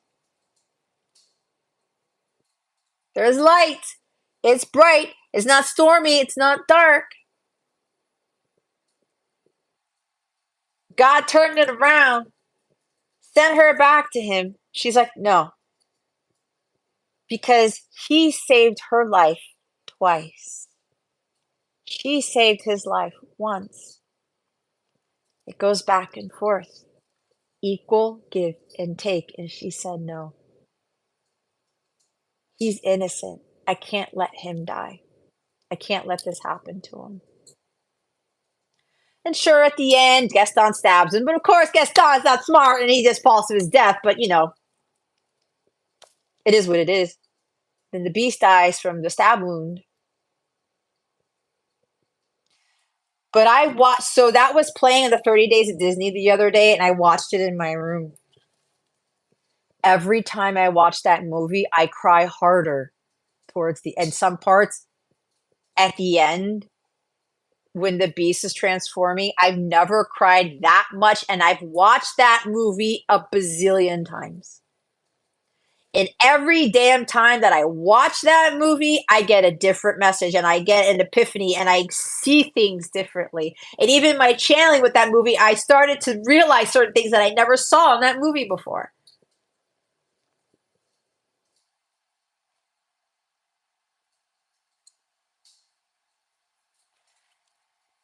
Belle wasn't getting in her ego. The beast stopped getting in his ego.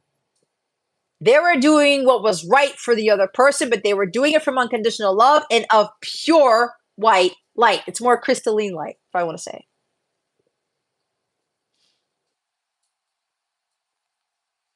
And she didn't give in to fear either by going back there. Because again, she was up against all those men. Fucking Gaston is there. He could take anybody out.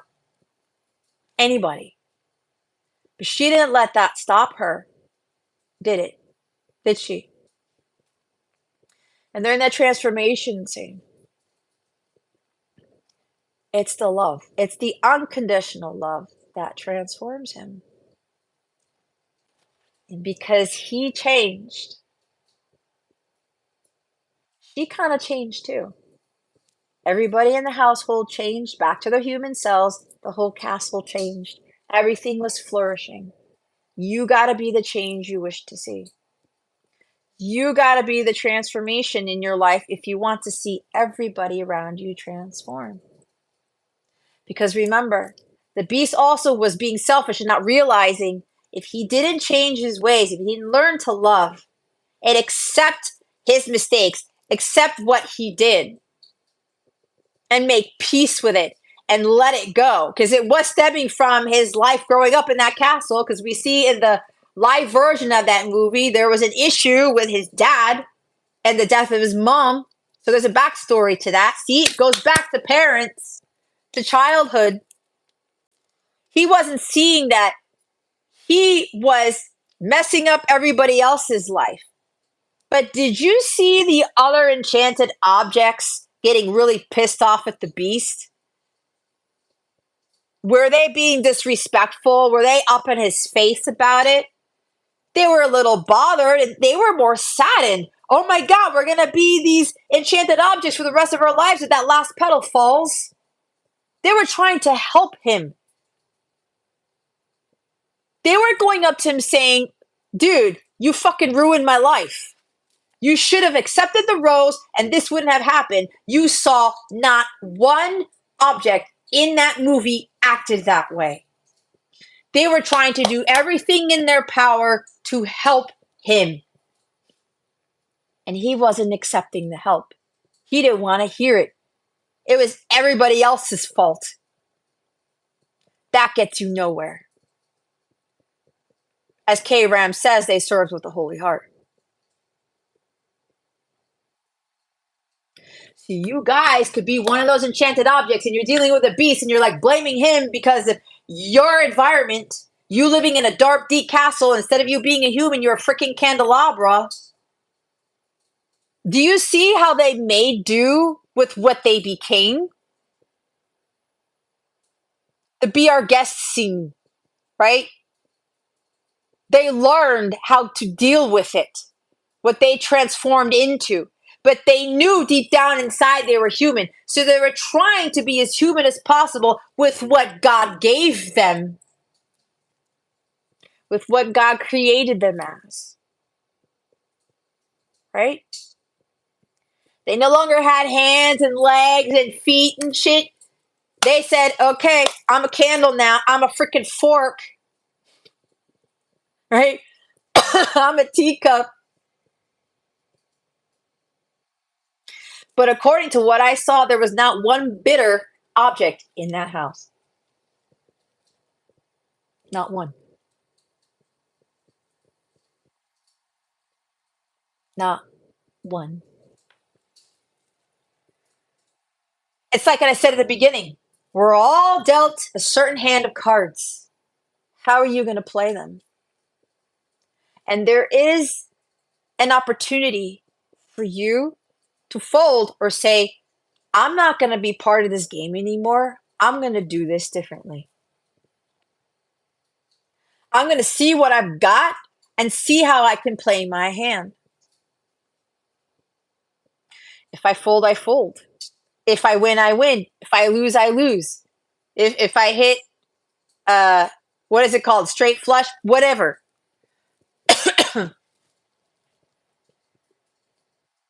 You got to make do with what you're given, but God wants you to realize that that is not exactly how your life will play out in the end. If God turns you into a candelabra, you better figure out how to live life with your human heart as a candelabra. And you can't be bittered at the beast who was all selfish and unkind and it caused everybody to change into those objects.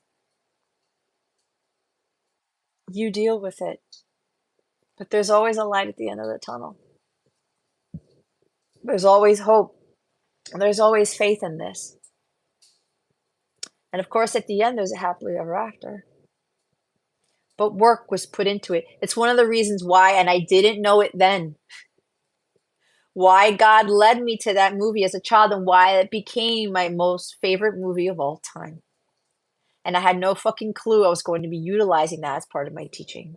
And I had no clue either that that story in there was very similar to my connection with my divine counterpart. And the other crazy thing is my divine counterpart has blue eyes, the beast has blue eyes, and Belle has brown hair and brown eyes, and so do I. And Belle was a huge avid reader. She was a nerd. I read books like you wouldn't believe. I was a nerd too. I still am. I don't read as many books as I used to, which I need to go back to, but still. I'm doing things differently with the knowledge that I've gained, probably from reading those books and everything else that I've experienced. You can go back to the back and forth and, the anger and the tempers or whatever it is, the dynamic between the two of them, right? Like when Belle, the beast is all like yelling at her, get the fuck out of my house, whatever. Of course, he doesn't say that. She's like, I can't stay here another minute. I'm leaving. Bye. Promise or no promise, I'm getting the fuck out of here. It's a blizzard and there's wolves after her. But what does the beast do anyway? He goes to save her. And she had that moment to get on the horse, to get back on Philippe and be like, this is my chance. But her holy heart, her divine feminine side said to her, I can't leave him for dead. He will freeze to death. Even when moments ago he blew up at her, she's like, screw this, man. But of course, he takes him back to the castle and he's still blowing up at her, but she had to fight back. She said, you must control your temper, right? She said, you got to stop with the temper. And it's more like she was telling him, you got to be grateful, man. I'm trying to help you here. Why bite the hand that feeds you? They were learning from each other. Okay? He's learning from her and she's learning from him. And this is not Belle like, dude, well, you're a freaking fault, whatever, this pointing fingers and shit. No. She totally could have gotten up again and said, you know what? I'm trying to dress your wounds here. Screw you. I'm leaving. But here's the thing. The beast could have very well been continuing to be a hot-tempered, selfish, unkind, pain in the ass.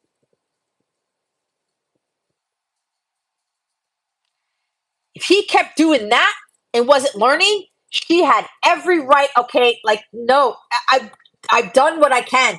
I'm trying to be unconditionally loving to you. You're not giving me that respect, that same love back. Bye. You have to use discernment. But then you walk away saying, I still got to have love for this person, but I can't deal with this shit right now.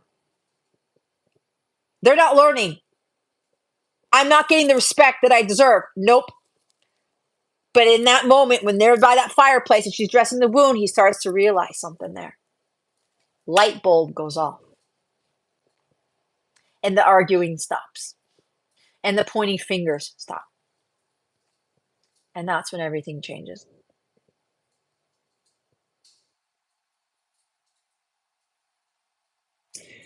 So again, the mental health thing. It's more really about, is your mind sound enough to be unconditionally loving and emitting that high frequency light? What type of torch are you carrying? Or should I ask, what type of torch are you going to carry?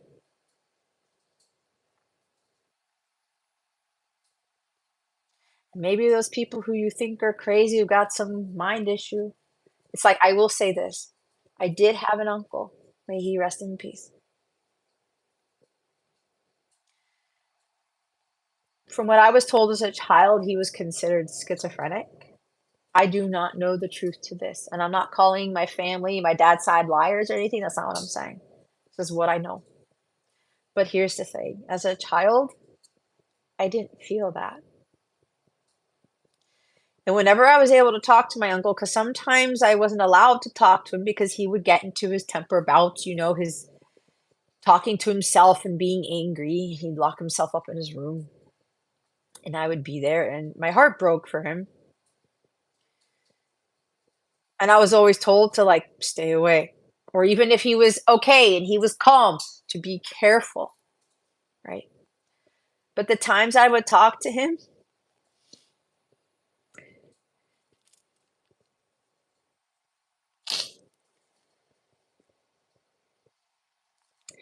it's funny because he's here now. He loved sports just like I do. So now I'm kind of thinking I'm the only family member who loves sports. I'm the only one who's an avid football fan. My mom started to get into football lately, but more watches college football, whatever. But my mom said to me the other day, "We don't know where you got this love for football," because I started watching football when I was 5 years old. Okay, 5. Nobody in my family is a huge American football fan besides me. And now I'm realizing that my uncle loved sports. And the times that I was able to talk to him when he was okay, he was a normal person.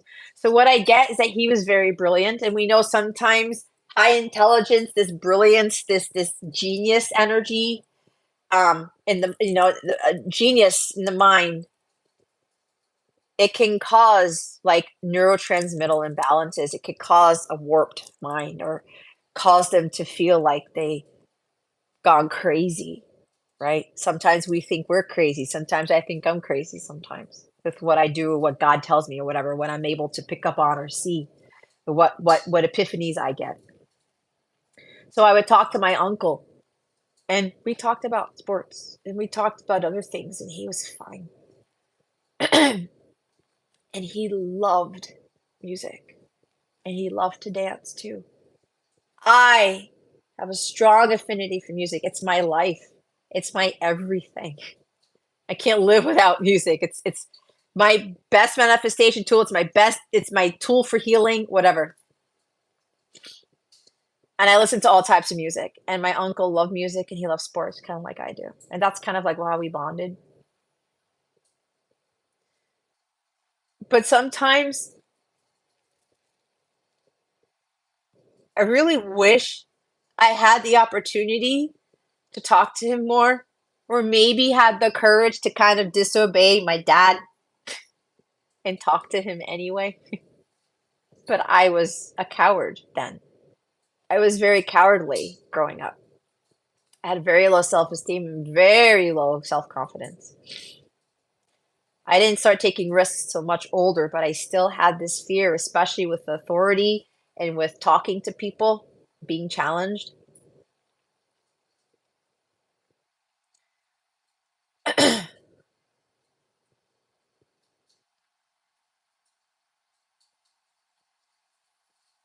Be our guest, a fantastical musical number. It is.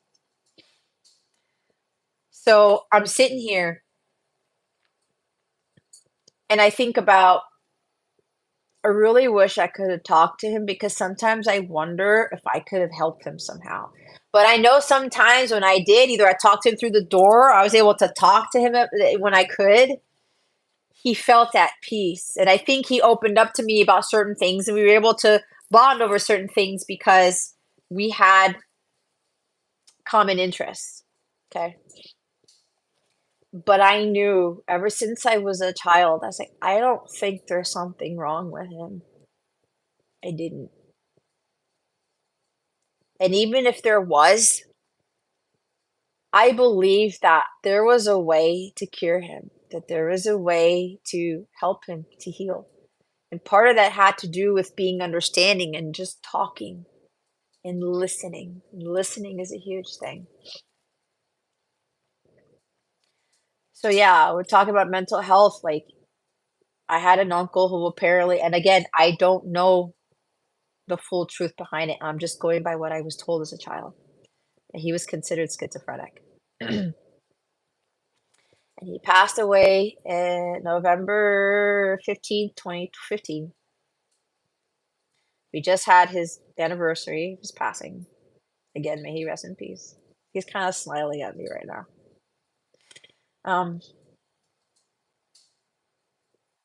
but it was heartbreaking because he wanted to do all these other things and he didn't get to do those things because of his condition and because of other stuff and passing people judging, whatever.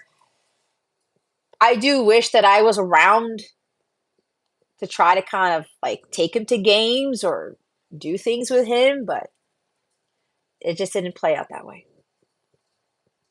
I guess I'm saying this because maybe I'm supposed to kind of utilize that to as part of my teaching, as part of to help some of you guys or to help some of you or to help myself with whoever else comes down the line. People who need somebody to talk to. Again, like what my family member was talking to me about, he was not here. He was not there.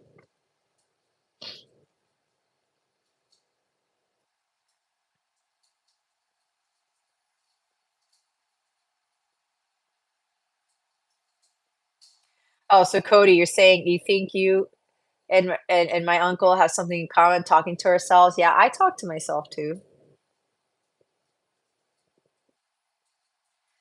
I look at it as me talking to my higher self. My 3D self is talking to my higher self, and sometimes I need to actually hear myself speak, and I need to verbalize things because words do carry frequencies. They do carry some sort of power, but it's more about the feeling of it that is more potent.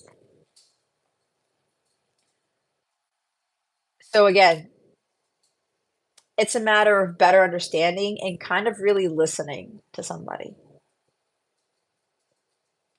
Because sometimes even people with very strong spiritual gifts could be looked at as crazy. And then they're put in the nut house. They're put into those straight jackets, right? I'm seeing that Jay-Z Chazé album cover when Jay-Z Chazé from NSYNC did his solo album. I think it was called Schizophrenic or something, or Schizophrenia. And he's in a straight jacket. But it's like, what is the definition of crazy? Right? What is it that makes us run the hamster wheel in our minds? What is it that causes us to not speak our truth or to open up to people about certain things? Because I will say this, I say stuff about Jesus, about God, about things that I see, things that I God has revealed to me. And when I verbalize that, I've people, no, you're wrong. That's not it. That's not what Jesus would do. That's not what Jesus would say. Whatever. It's not of God. Whatever. Whatever. Whatever. Whatever. But I know when I speak it, I light up. I feel the power of the Holy Spirit come over me. The angels, archangels are there, and God is there, and I feel the goosebumps. I feel the emission of light increase throughout my body, and it's emitting out of me without even seeing any physical light, which lets me know, and I feel it in my bones that it is divine truth. And then when I'm just words are coming out of my mouth, and there's when the brain goes completely away, there's no thought process to it. I don't even know what the hell I'm saying. Just like all the things that I was channeling about the Beauty and the Beast movie, I did not think it up. I did not conjure it up. I did not write it down. This is not a script. This is not a whatever. I did not plan this fucking thing. Because you guys know that I will plan my videos. I will plan my lives. This was total impromptu, unscripted. It's all God. And it helps to reassure myself about my abilities and that God does speak through me, that the archangels do speak through me, that the Holy Spirit speaks through me. Because you can't make this shit up. How long have I been on here for? Look at that. It's 144 minutes. This is the first time I even looked at the damn clock. What is that, over 2 hours?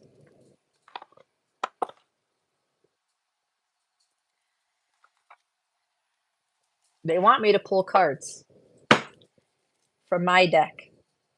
My Star Interior Power deck. This is a divination deck. This is a self-empowerment deck. It's a self-care deck. It's a truth deck. It's an in-your-face deck. I use this even for myself. Sometimes God's like, Jess, they give me a heads up as to what I'm preparing for the day. The day of Thanksgiving, my guidance was to wait it out, to lean into the light, and to slow down. We hosted Thanksgiving yesterday, and I have a tendency because, my mom and we're doing things and everybody's trying to help. This family tends to rush. And I knew exactly what my archangels and God were telling me before when they told me, go ahead and pull these, get a little bit of guidance. Be patient. Being the divine light, no matter what. And while you're doing your chores, don't rush. Don't get flustered. Don't get don't go get all agitated, frustrated. You know what God did? God actually slowed down time. And we were able to get things accomplished. And of course, I had to tell my mom to delegate because my family does have a problem with delegating. I did too. Okay? Getting the help that you need. We all need help. And I was like, Mom, you need some help. Let me help you. Right? My son helped with my mom with one of the parts for dinner. My dad was doing things in the backyard. I helped my mom with some other things in the house, cleaning, whatever. But I even got my guide, and God's like, don't rush anything. Just be patient. And even with the conversation I had with my family member, leading into the light, right? But what light am I leaning into? It's the highest form of light, the higher frequency one. Crystalline, right?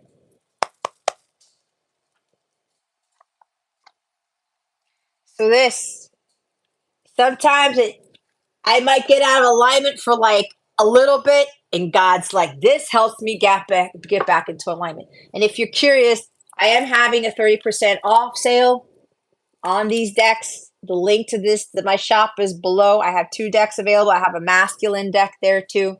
It could be used for your inner masculine. I do have 30% off of these decks.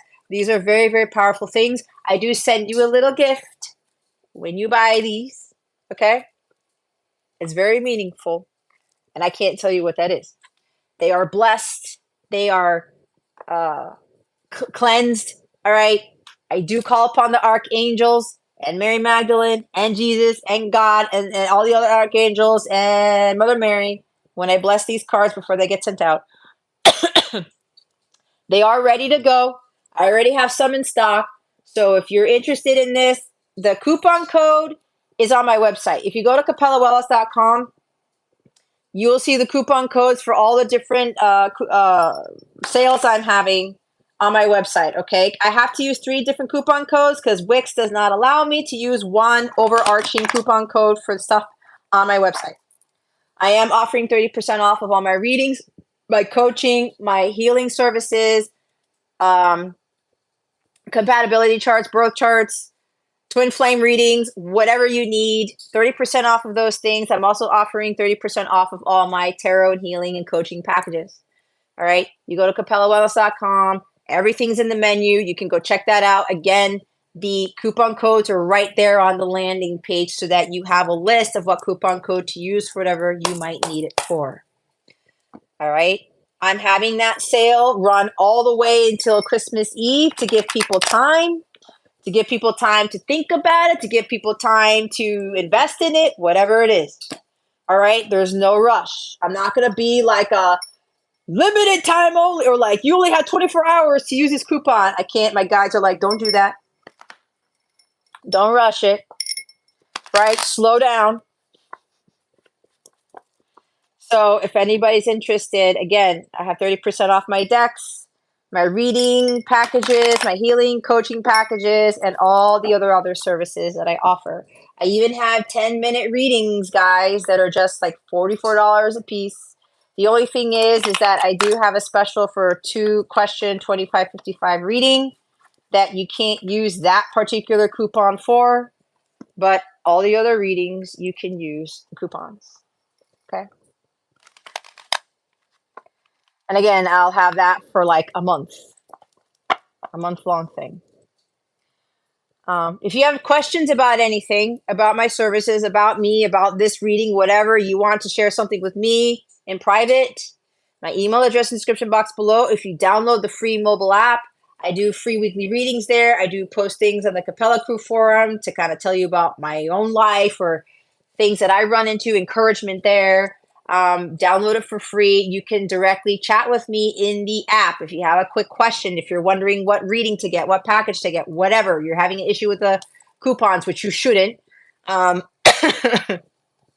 Whatever else, let me know. If it's something in private, if somebody here is wanting to say something in that chat and you can't bring yourself to do it, you either want to ask me something, you either want to purchase something, or I think it's just a question, or you want me to know something, either you can email me, or I don't know, somebody here has my phone number, or I do have my Google phone number at the bottom of my website if you need it, if you want to call me or something. I don't know why I said that. I've never said that in my life. There's a reason why I'm saying I have a Google number. My Google number is in the bottom, the footer of my website. Apparently, somebody needs to reach out to me through that. That's weird, but somebody needs to hear that. Or you send me a direct message in the app. I'm either under 2 names. It's either just the Capella Wellness or it's just the Capella Wellness handle. All right. That is me. It's me. You should see me as the owner, whatever. Anyway, I had to say that for a reason, but let's see. Holy Spirit, Archangels, Jesus, Mary, Mother Mary. What is our final guidance before we leave? Thank you. Look, this requires patience and release control.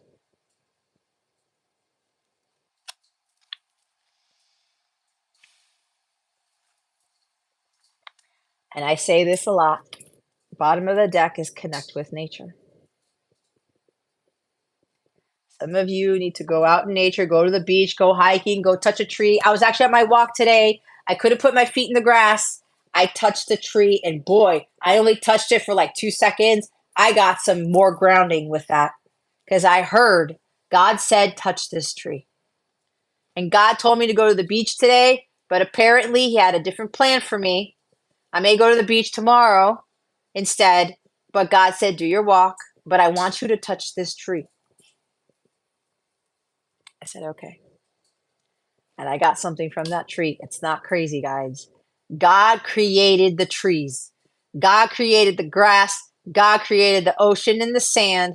That is pure God. It was not made by man. Some of you need to literally touch those things to really touch God more, or to have God speak to you in a way that God won't speak to you anywhere else. Why do you think Jesus went out into the wilderness? He went away from buildings and people and places and went out with trees and sat on rocks and God knows where else, because that is how he could really connect with God. This is exactly what I've done over the past 4 years. Sit there in silence and be patient. If it takes a while for God to speak to you, that is okay. Because some of you, you haven't been doing this often. So it's going to take some time for you to open up to God, to connect with God. And the best way to do that is through nature, because nature is not touched by man. You need to be learning how to connect with God through things that are not touched by man. And my parents are home. It's kind of funny because I'm kind of ending this. Release control. You do not control what God has planned for you. You do not control the divine plan. God does. God's going to speak to you through nature. He's asking you to slow down, to be patient with whatever it is you need to be patient with, to be patient with people, to be patient with your healing, to be patient with whatever this is for you. You know what this is. Release control and let God step in. It's like the beast. He had to learn patience too. He had to stop controlling his life and controlling everything. Because when you try to control everything, guys, you're coming from a place of fear. That's usually the big part of being controlling. And remember, with the beast, there's strong Aries energy here. The shadow side of Aries is wanting to control everyone, everything, because you're fearful. Where's your faith? And if you're trying to control everything, you're not in tune with nature. You're not really connected to God like you think you are. Some of you may very well be carrying those torches, going to set people and things on fire.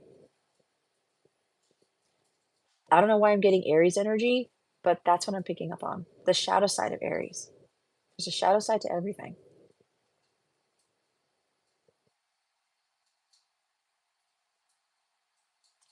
Oh, shit.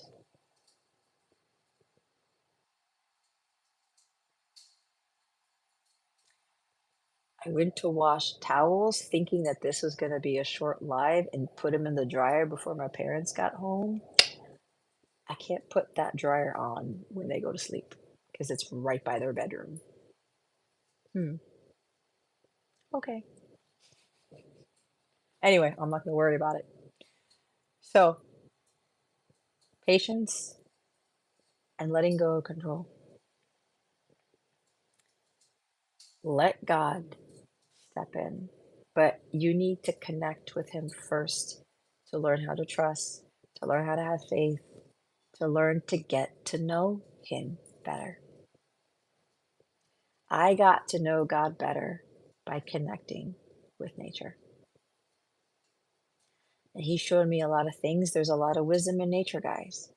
So if you look at nature, I say this all the time, almost all the time, the Lao Tzu quote, TZU, LAO, capital TZU. Nature doesn't hurry, yet everything is accomplished. Like yesterday, God said, I know what's going to happen to you, Jess. You're going to be pressured to rush because somebody in the house was going to try to control things and freak out that everything wasn't going to get done and we weren't going to be ready for people to come to the house. It's funny because people got there much later than what we had asked. That was God's doing. God slowed down time for us. And God told me, don't be rushing cleaning the outdoor high table. Don't be rushing cleaning the bathroom. Don't be rushing doing anything. The archangels will slow down time. God will slow down time. It will work out for you. Let go of trying to control. When you try to control everyone and everything, it backfires on you. Look at the beast and Beauty and the Beast. Did control work for him? Absolutely not. It just made him more angry, more bitter.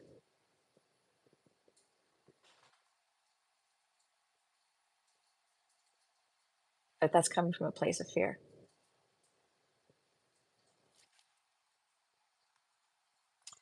I'll give you guys one more before I leave here. This is also with counterparts. You're not here to control your masculine. You're not here to control your feminine. That's not your job. You got to embody, integrate divinity. You got to be an example. And you got to let God more into your life and be patient as He's working through people, through you, through your person, whatever this is. Patience is everything. If nature was hurrying, do you think we would have food to eat? Nope.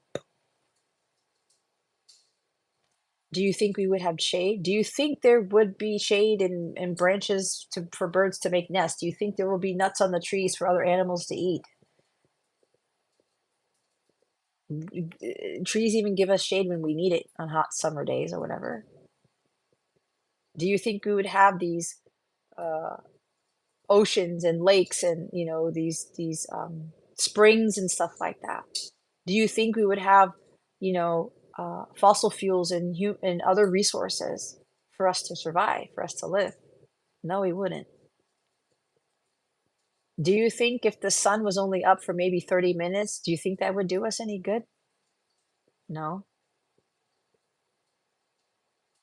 Everything has a purpose, everything has its timing. So do we. God also has a purpose for us and in our timing. We can't rush God either. We can't tell God to hurry it up. We're not God. You want things to hurry up? More mistakes are made. You run into more obstacles. You have more lessons to learn. If you try to control everything and you don't have patience, you get more frustrated, you get more angry, and you'll get hit with more karma because you're not learning your lessons. Some of you, a huge lesson is patience. The big lessons for some of you is patience and releasing control.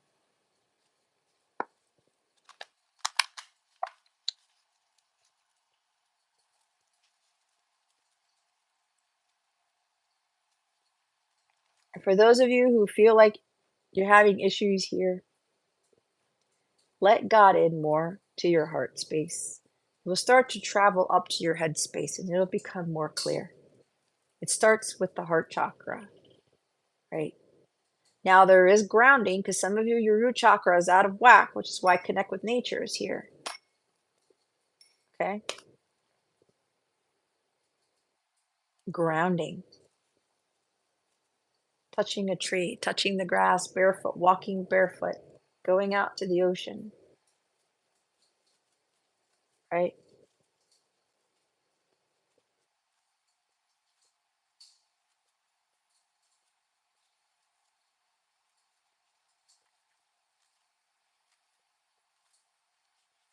The gifted are usually the most misunderstood people. Yeah.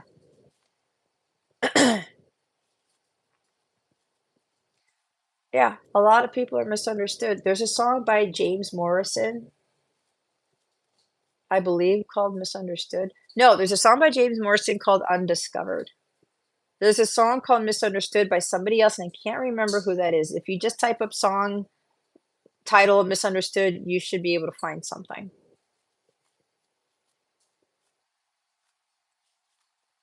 The top biggest key is having patience. It is, Cody.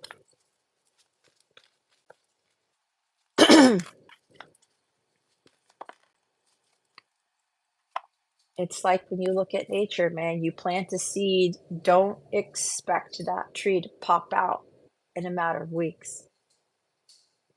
You won't have your harvest. You won't be accomplished. You won't be refined. You won't be ready for what God has for you. And your person won't be ready. Whatever it is won't be ready.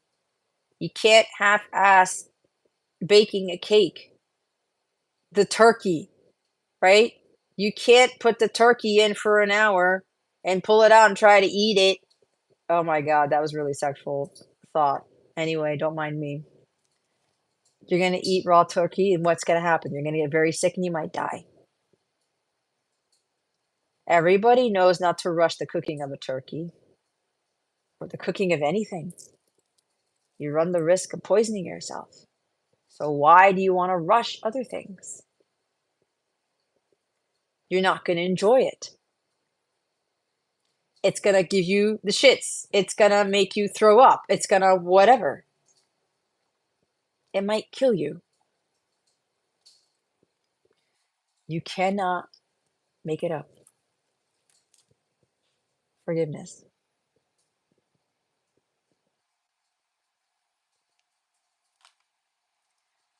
Need I say more? Yes. This yes is confirming, yes, for a lot of you, part of this control and patience thing, you need to learn the art of forgiveness. Yeah. Some of you, you think you've forgiven, but you haven't. They're also saying, yes, everything that was channeled through me here is confirmation. It is divine truth. Because I only ask to speak divine truth here and have only God, Jesus, Mary Magdalene, Mother Mary, and the archangels speak through me. Take action. Take action, whatever guidance you've been given here. If you've been led to take action on working with me or talking to me or asking me a question, because I felt that from at least one person here, you're being asked to do that. And you can't be afraid of me because I know that when I do my work, it's hard to hear. It's challenging. It's difficult, but that's only because I ultimately care about your well-being and where God wants you to be.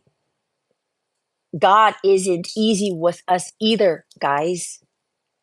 Even God tells me some very difficult things.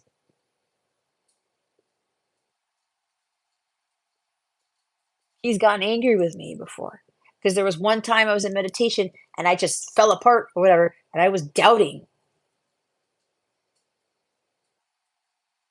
I fell into some serious doubt, and my self-confidence, it just tanked out of nowhere. And God, I felt him. He got angry. He's like, "Stop right now. What have I told you? Do not go back to that." He told me all these things that I could feel his fire, right? Don't think God doesn't get angry. We are images of God. We get angry. It's an emotion. It's a healthy emotion, provided that it doesn't consume you and it doesn't ruin your life. You don't allow anger to take control of your life. Again, it's like the story of the beast. Thank you, God, for this. Oh, yep, I'm gonna have to go soon because my battery's gonna die. I forgot to charge it.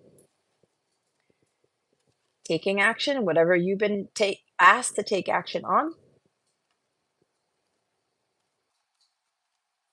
taking action on connecting with nature and releasing control and having patience. Look what's at the bottom of the deck. No need to worry. Worry is a low vibrational vibration. It leads to other way worse things. Why worry about tomorrow when tomorrow worry about itself? Read Matthew chapter 6. I believe it's the verse 34 or verse 36. One of those. Look it up. Put the word worry in it, Matthew chapter 6 or verse 24. I don't know. I can't remember the verses, but it's one of those. When you connect with nature and you observe nature and you gain wisdom from them, look at the animals, look at the birds that are flying around, the rabbits that are hopping around, the fish that are jumping out of the ocean, whatever it is, they're provided for. You're more important to God than the animals, than the trees, than the oceans. So what makes you think God's not going to take care of you? Whatever it is you need to take action on, you need to trust in that. You have to trust what God's telling you to do. He's not going to lead you to your doom and gloom. He's not going to lead you to failure. That's what the devil does. The devil instills worry, fear, distraughtness, hopelessness, despair, anxiety, stress. That's the devil's doing, guys. Poor health. When your vibration gets to that level, he has a heyday with you. That's when he comes in to try to destroy you. Don't worry about about a thing, because every little thing is going to be all right. Bob Marley, Three Little Birds. This is my message to you, right? I used to have a big thing with this, especially when God called me to do what I was asked to do. I was a little bit nervous about doing this because it was not planned. I was planning to go to the beach after my walk. I was planning to do a reading for a student and do a member reading. Now I got to charge my phone to see if I can still do it. It's 1:18 in the morning. Maybe not. Maybe I'll watch Beauty and the Beast after this. I don't know. But now I know why God led me to do this out of nowhere. Because He's trying to remind me of certain things. What I've been called here to do and what I'm capable of. And to not worry about what I'm doing, what I'm channeling, right? Because they told me to put a message about mental health. I'm like, that's a touchy subject, God. And God said, put it in the title. Do it. Because somebody was calling out to me. I don't know who it was. Somebody needed this message now, tonight. You're stressing, you're freaking out about nothing. Stop sitting on this and do something about it. Okay.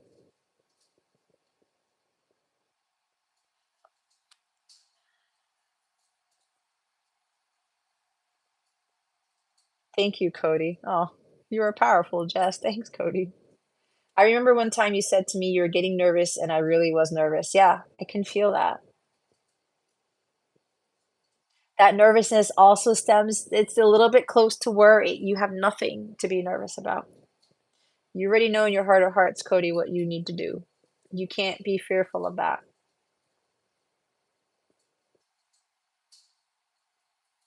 And it's okay. It's okay to be nervous. Nervousness, it's not bad. Just don't let it consume you, right? Take a deep breath and just let it go. Elsa, Frozen, right? You probably resonate with that song, right?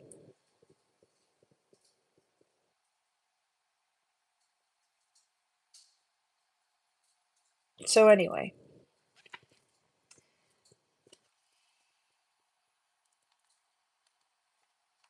I'm also getting, listen, guys, listen, listen.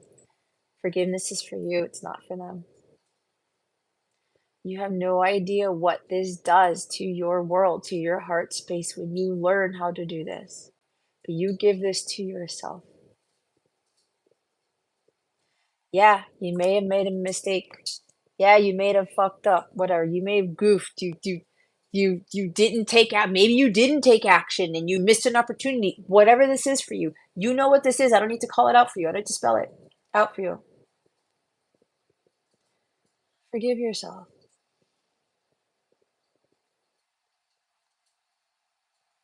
There's something in my past that was really, really tough for me. And I thought I was going to go to hell. I thought I was doomed for all eternity. But God gives us grace. And those who are really of the divine light will be an example of Christ consciousness, of what Jesus was, if you want to put him in there, of what who God is by extending grace and mercy to people. Mercy by Shawn Mendes. That's a great song to listen to. Have mercy on my heart, right?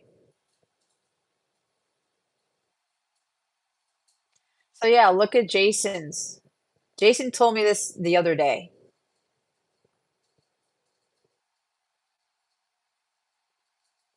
His dad was abusive when he was a kid. He had it rough. And his dad was in the hospital, and he still went to see his dad. A lot of people don't do that. But again, have you really looked at the divinity of those people? Do you really have all the facts? Have you really done your research? Have you asked them certain things? Have you tried to go to God to better understand these people? Hi, Yashi.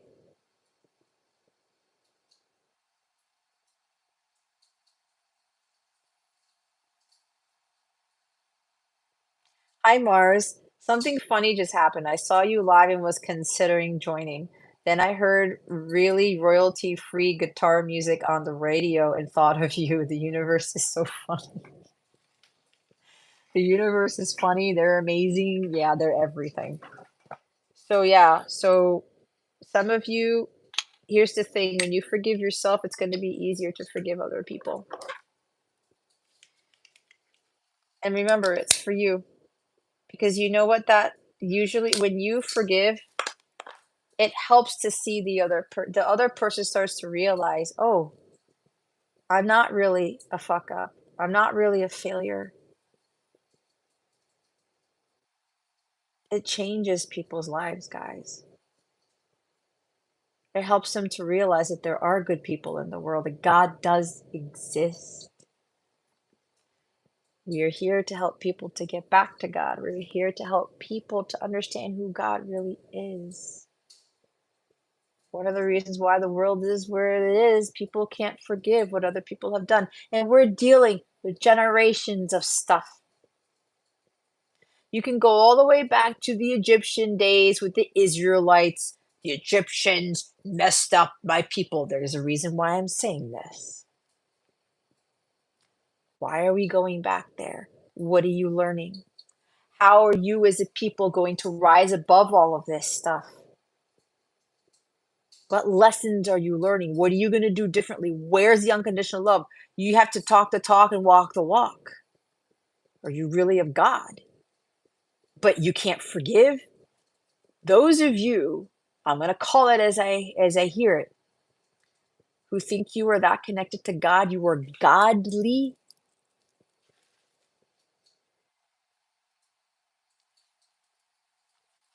If you can't do this, you're not in alignment with God, period. Forgiveness is a divine entity.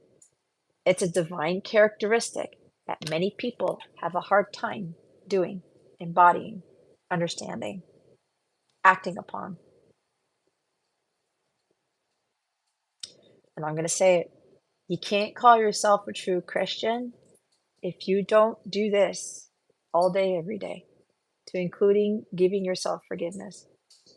But I'm getting more strongly for some, it's forgiving other people for what they've done to you. It's the assholes in your life. It's the challenging people. It's the difficult people. It's the dicks. It's the bitches, whatever you want to call it. But I don't want to put derogatory names on it. They were there to get you to see something about yourself.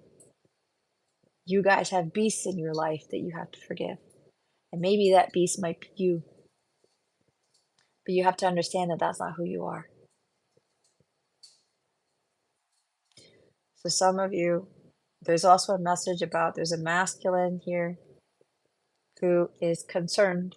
You're worrying about being forgiven by your feminine. Whoever you are, this is God telling you. This is the reason why I'm doing this reading out of nowhere. Yes, you will be forgiven by your feminine. And those of you who are not dealing with a feminine or something like that, you're wondering if you're going to be forgiven by God. He already forgave you before you even asked.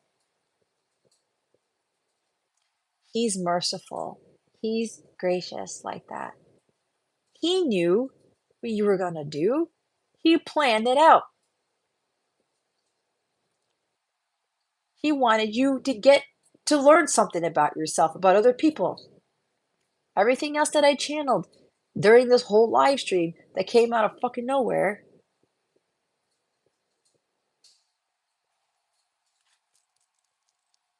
God created you, so act like it. I believe that was the title of a Jordan Peterson YouTube video.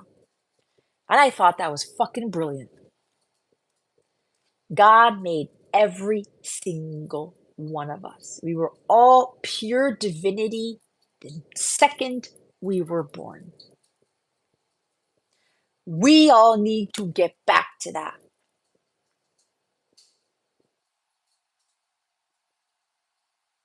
Nobody stripped us of anything. We allowed people to strip it from us. Our power.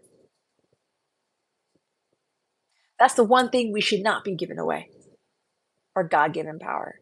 But this is not about power, control, and sex and money and things like that. No, that's not what that is. Some of you may be thinking, if God has forgiven you or God will forgive you, he already has. He's trying to build your character.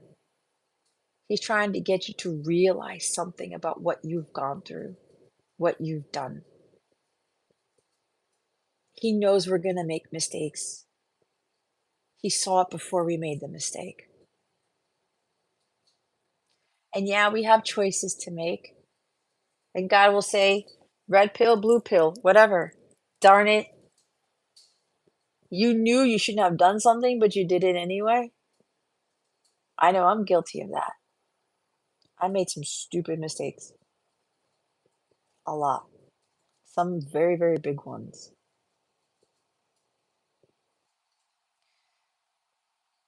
And it wasn't really what I wanted to do, and I did it anyway because of fear. And some things that I didn't think God was going to forgive me for, but boy, did he bless me anyway.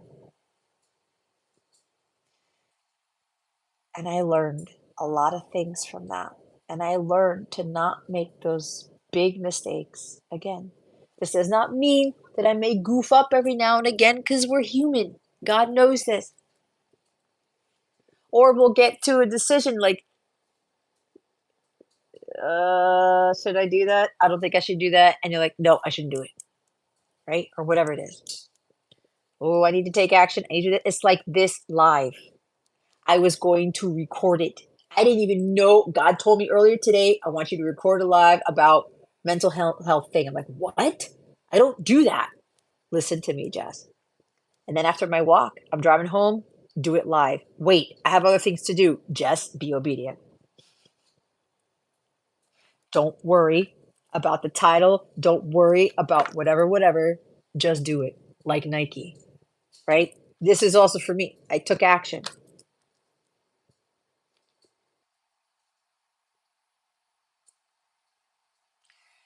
As Jordan Peterson said, you're a child of God. God made you. So act like you are a child of God. And God forgives. Oh. So we should be acting like God, forgiving others.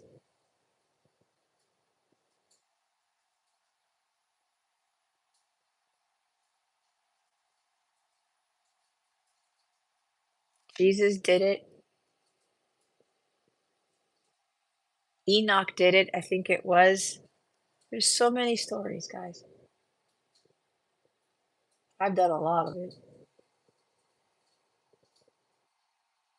Sometimes it wasn't easy, but apparently in my lifetime, and this is not about me gloating, I didn't have an issue with forgiveness. I've already gone through all that stuff. But that's because I'm an incarnation of Mary Magdalene. I already carried that with me. And because she was Jesus's counterpart, we've already kind of had that learning, that teaching of forgiveness. So for me, it was a lot easier to do, but I know a lot of other people, it's very hard for them to do. And there were even things about what I did that I had to forgive myself for. Right? I did the best with what I could at the time. I gave in to fear. I didn't think it through. I was cowardly, like I said at the beginning. That's okay. That's not being a failure. You just made the choice. And God knew if you made that choice, what was going to happen. But it's different if you keep repeating, if you keep on not forgiving yourself and others. That is when you try to control your life.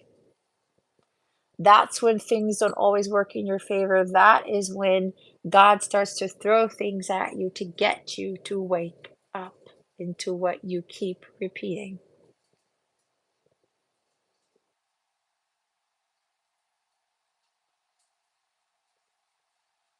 So there's a lot here.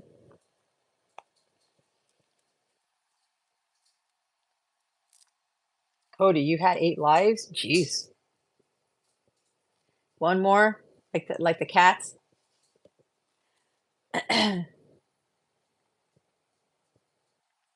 God made love, so God is love. Thank you, Cody, for that. I do believe in reincarnation.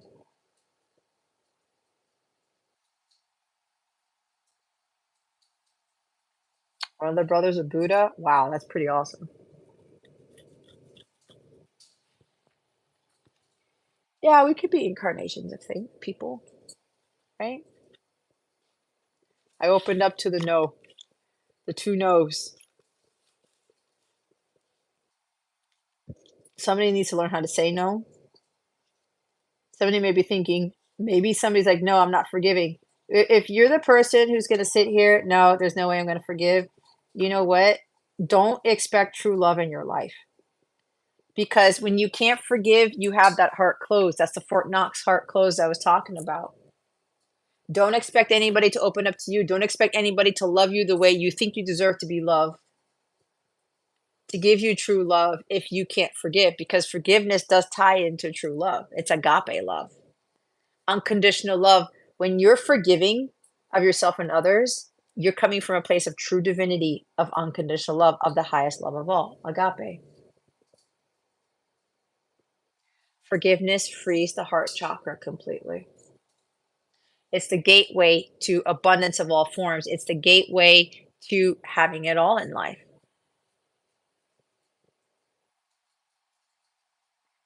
We also know that lack of forgiveness causes health issues, right? So it's your choice.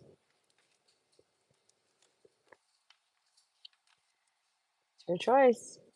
But God will keep trying to drive it home.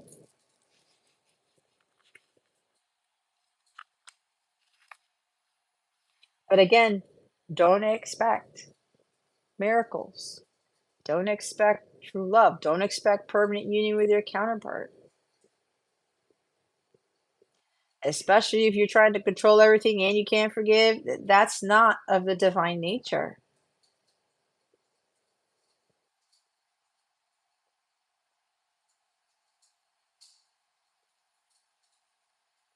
I can't forgive them for what they've done. Yet you may be calling yourself a divine something, you're calling yourself godly.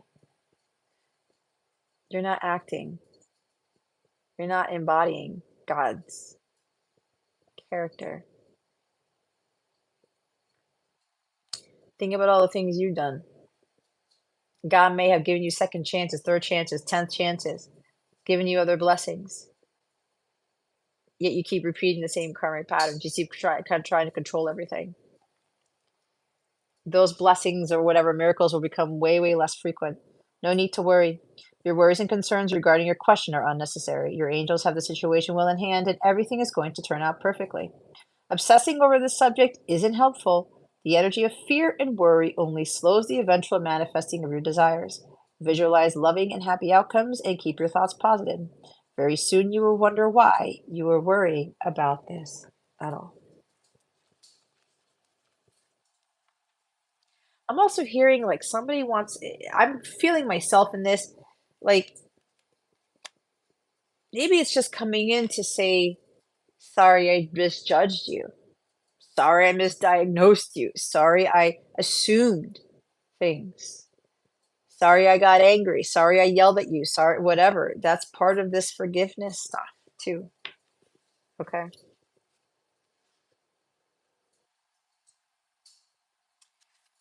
F, F, F, F, F.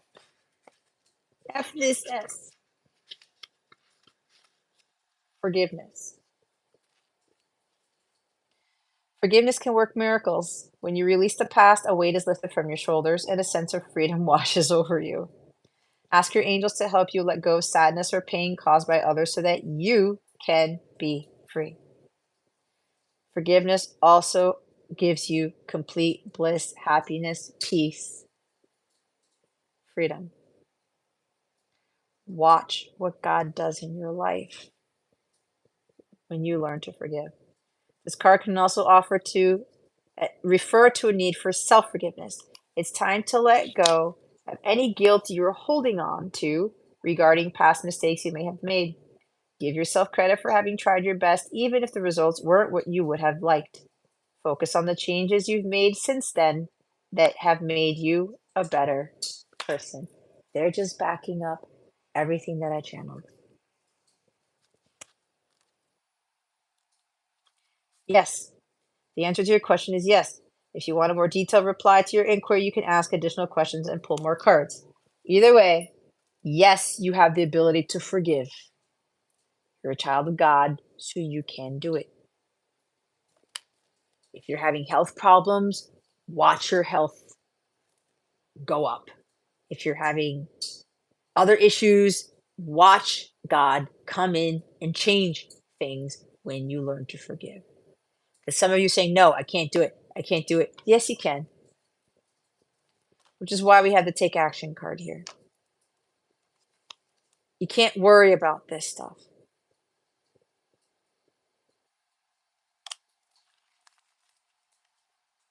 Lack of forgiveness can destroy a person. That's not what God wants for you.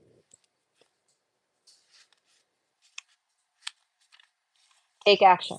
Time has come to take action. Your angels are waiting for you to take the next step so that they can assist you along the path to your dreams. Do away with procrastination and uncertainty and worry. In your heart, you know what to do. Get going. Whether you're focused upon career, relationships, or some other topic, the fulfillment of your wishes isn't going to just fall into your lap. You must be actively focused on the pursuit of what you want.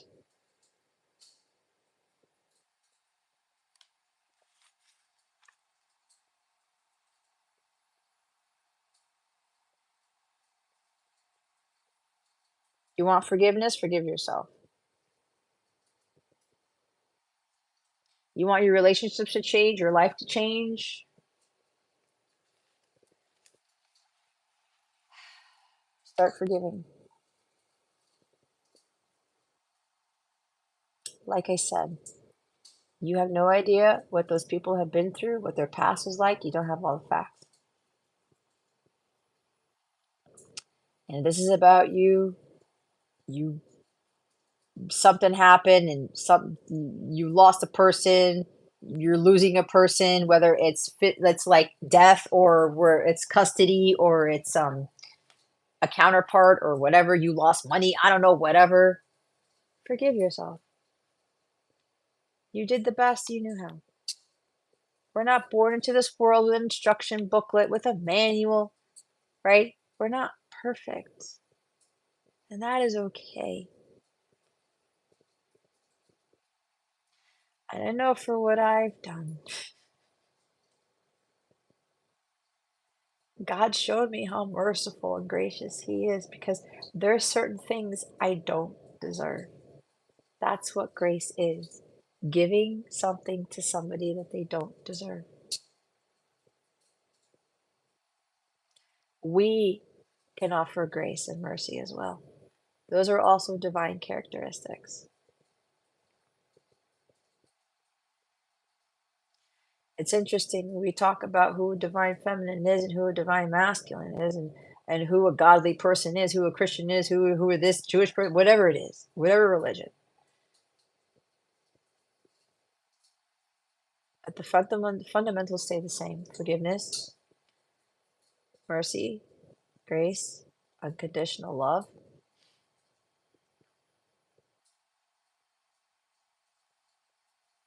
Those are characteristics of God.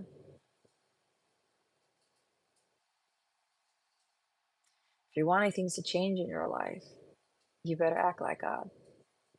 This is not being God, obviously. It's acting like God, like Jesus. There's a difference in believing in Jesus and following in Jesus, ladies and gentlemen. Think about that one for a minute.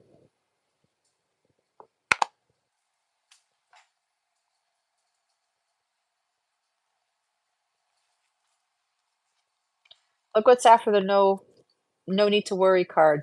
What did I say? Listen to your intuition.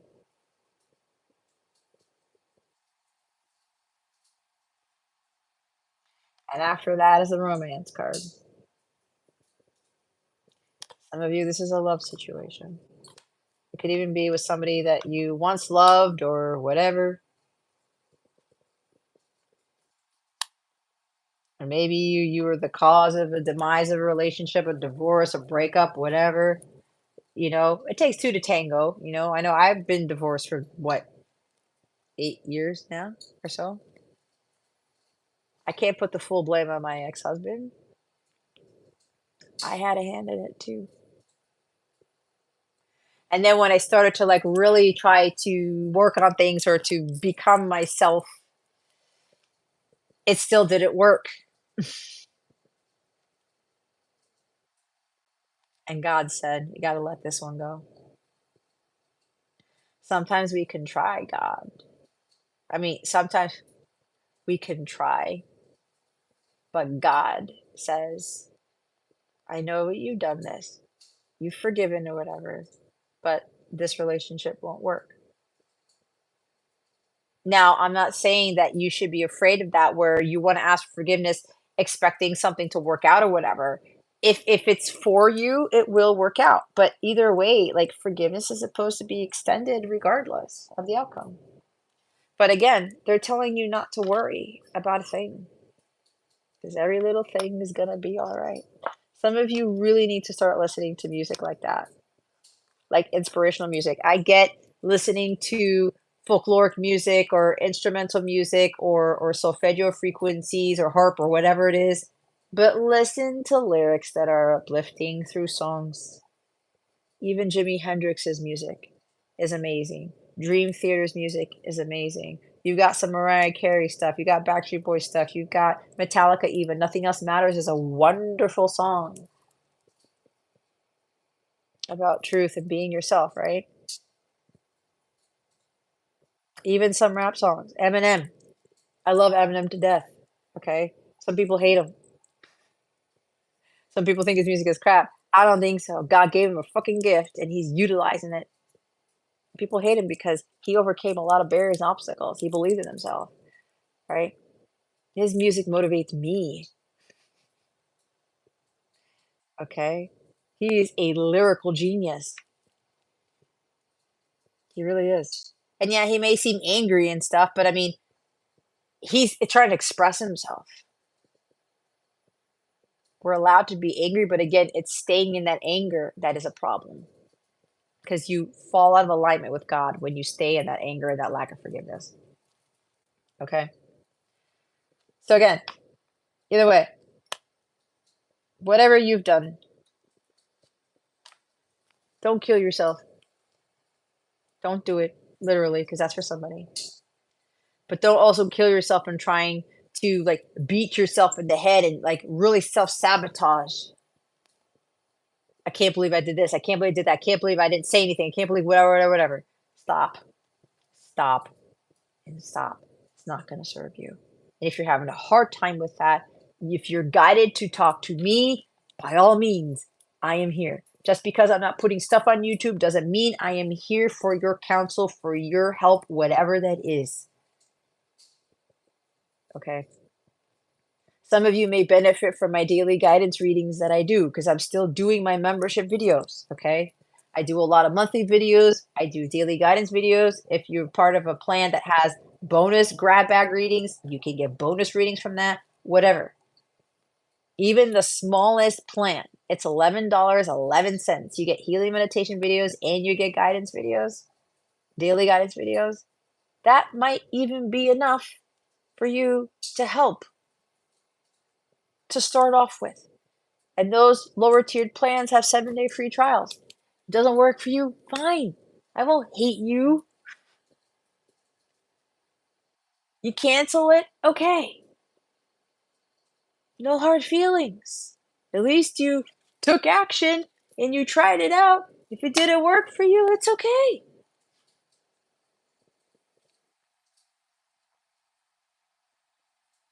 And my daily readings are long. Ask Jason. All right. But again, I can't force anybody. You have to do this for yourself.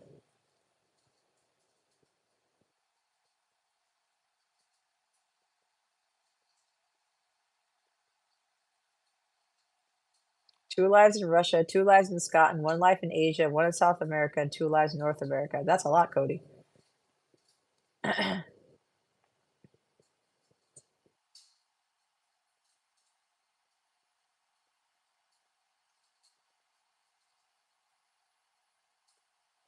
Yeah, Cody, I'm pretty sure you owned a lot of land one of your lives. You might actually, have been Joe. Maybe you were Job at one point, is what I'm hearing.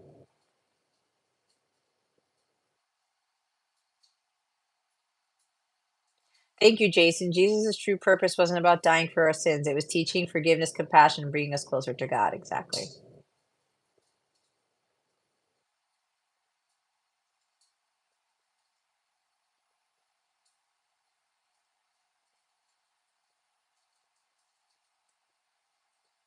Ah, I like what K Rhyme said. So true. The true sin is not to forgive or have compassion for ourselves and others. Oh my God, I just lit up. That is divine truth right there.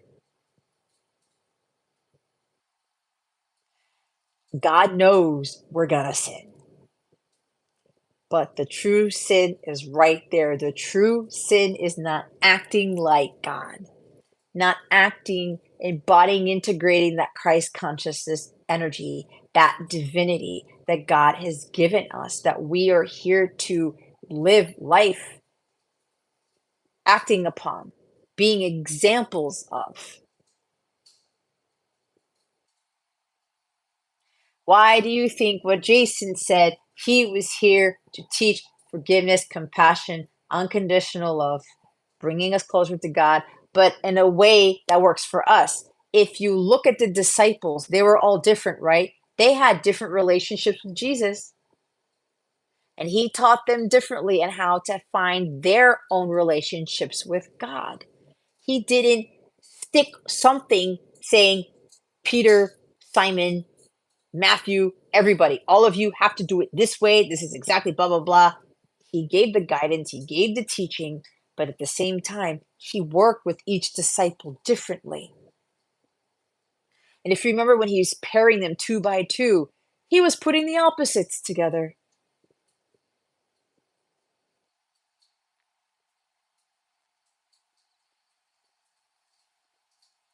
We came here to be examples of who God is because he created us. But a lot of us are not acting like it. And a lot of us are saying that, oh, we're sinners and this, and this. It's a cop out. You're making excuses. I can sin because Jesus already died for it. Oh, hell no. Oh, fuck no. No, no, no, no, no, no, no, no. You think that gives you the golden ticket, the hallway pass to screw up, to be controlling, to be angry, to be, unforgiving? No, Jesus died for my sins anyway, so I'm gonna act like this. Wow. Which means you're not acting like God. It's a cop out. It's an excuse. That is so not what Jesus came here for. Oh my God.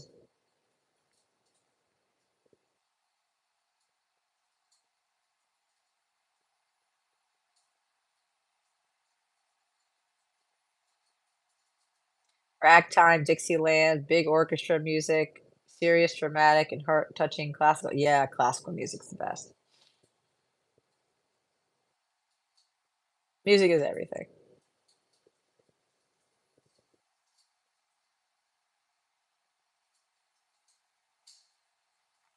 Mars. Yeah, I highly recommend for those of you watching to try to do a past life reading with me. I do Akashic Records. Not to toot my own horn, but through my own journey with how I've leveled up, I've been able to actually tap into more of those records as I've been doing my work and working with others and doing these things. So those really help you better understand your past, your karmic relationships, why you do the things you do now, some of the ancestral pattern stuff. It also helps you to understand what lessons you're not yet learning this lifetime and guidance on how you're going to really work through finally learning those lessons so you don't repeat the same karmic patterns.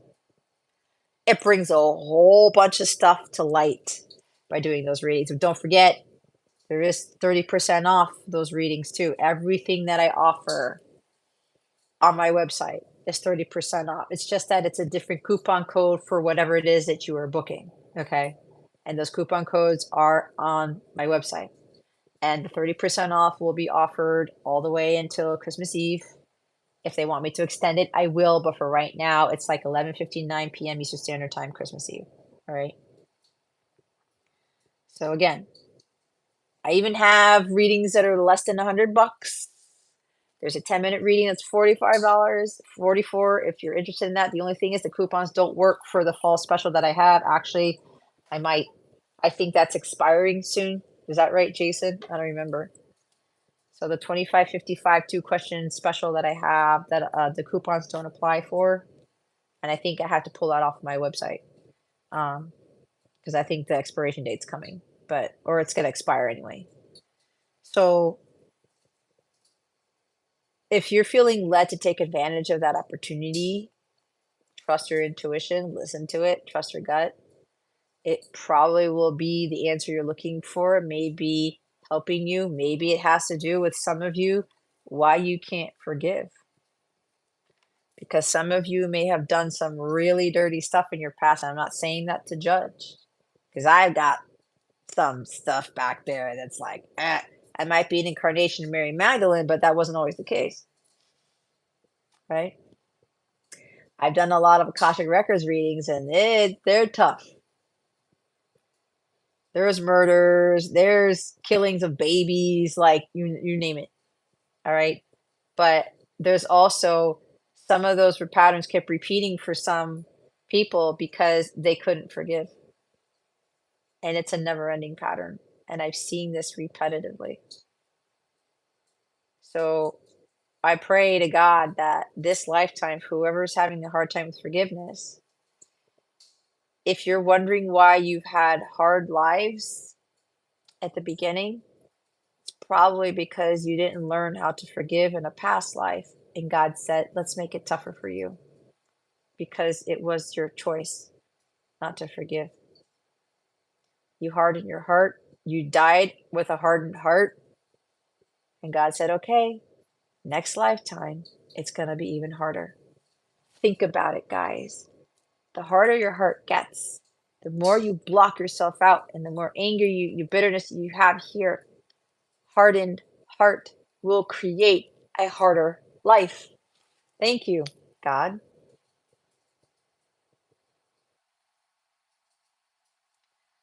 For some of you who've been dealing with difficult things, difficult people, situations, whatever, it was stemming from a past life that you lived. And God kept trying to get you to learn this, and some of you still haven't learned it. I'm not saying this to be an ass. It's just the truth of it. And some of you did some very not so nice things in your past lives, and now it's like, the shoe's probably on the other foot now. You may have done something to somebody, and they couldn't forgive you for it. I've seen it in every Akashic Records reading that I've done, guys. It's always a back and forth. And until you guys learn, expect a difficult, even harder life next time you incarnate here, because your job still won't be done. Your lesson still won't be learned. And understanding what's in your Akashic records will help you better understand why you have a hard time with this, or why you had the life that you did growing up, or why you're dealing with things now. You may be attracting bad luck stuff. Maybe you have a bad luck cloud over your head. But you can break free of this. That's the beauty in this. God's giving you the opportunity right fucking now to get over this, to do something about this. But it's your choice. I can't do it for you. I can't wave a magic wand. I can't say, oh yeah. But the thing is, God does forgive you, but He's trying to get you to do it for yourself. But I can't do it for you. Nobody can but you.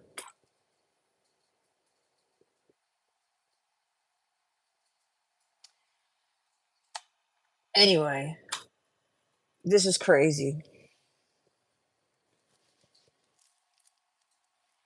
I don't know. I think my Zach Thomas jersey is like some very powerful jersey, and I'm afraid to wash it because of the energy that it has. Because the last time I wore this jersey was when the Dolphins scored 70 points against the Denver Broncos. I think I'm gonna wear my Thomas jersey for the rest of the season. It's gonna be like this is. I have two merino jerseys. I have one with my last name on it. My maiden name. Actually, it's my birth name. With Ortiz on it, and I have other Dolphins T-shirts and things. Right. I got a sweater there. But I think this is I don't know why I'm saying this, but I think the rest of the season, I'm going to be wearing my Thomas jersey because there's something about this jersey. I don't know, man, because the channeling that I did, they're telling me why that is, but I cannot tell you here. Some of you know why it is, but do not say it in the chat. You're probably picking up on what I'm picking up on, what I want to say, but I'm not allowed to say here, but some of you are picking up on it. Anyway. Yeah, so that's pretty much what I wanted to come here for, what they wanted me to come here for. Okay. So again, forgiveness is a big thing for a lot of you. And others of you, with your calling, you're here to be examples of forgiveness and to teach forgiveness. That's really, really, really, really, really going to heal the collective, guys. And that's going to bring peace and harmony and bliss and tranquility and unconditional love to each and every one of us to this planet. And we can totally get to a place of paradise for everyone if we just follow these things. We take action on these things. And we're not living life in control and being impatient, and we're not worrying about anything.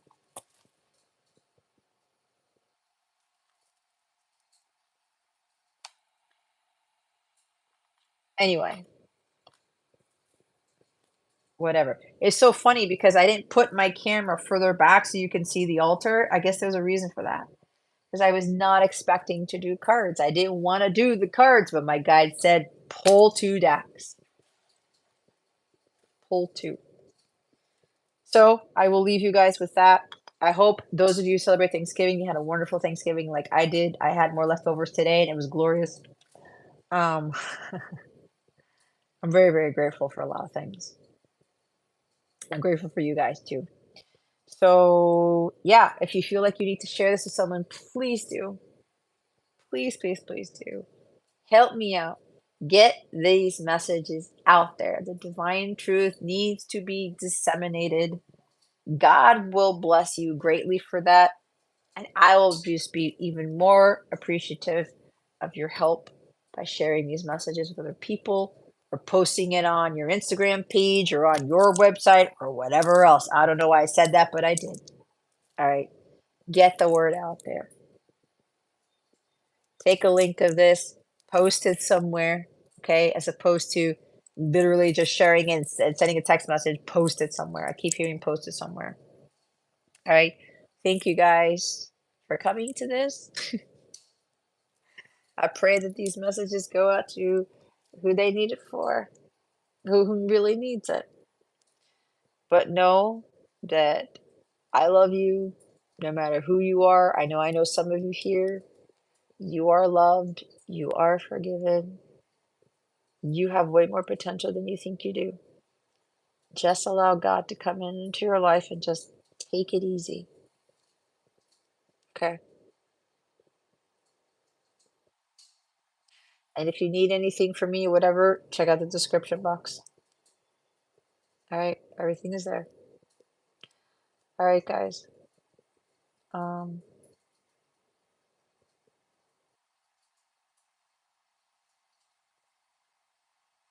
Jack of all trades.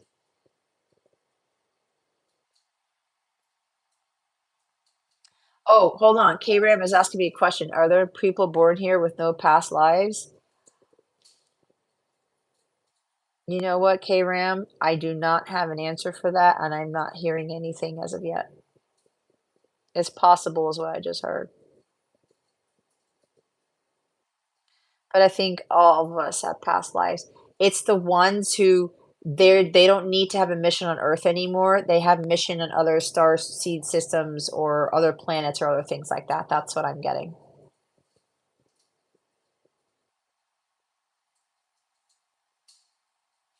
Play some of that traveling music and away we go. It's like that's Cody's sign off.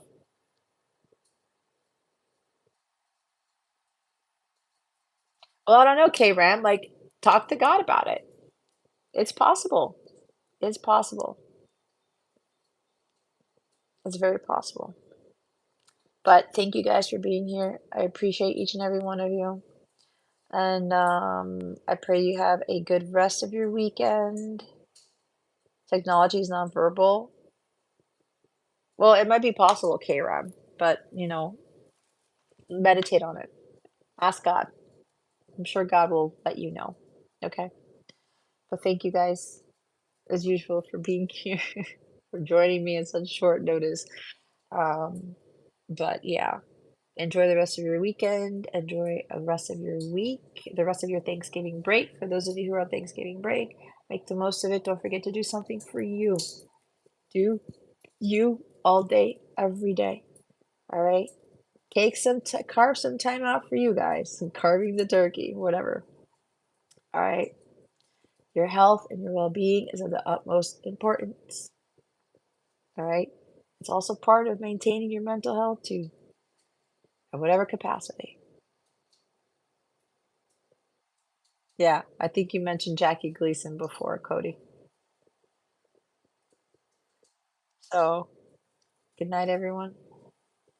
I love you with the love of Christ. Go forth and conquer and start changing things around.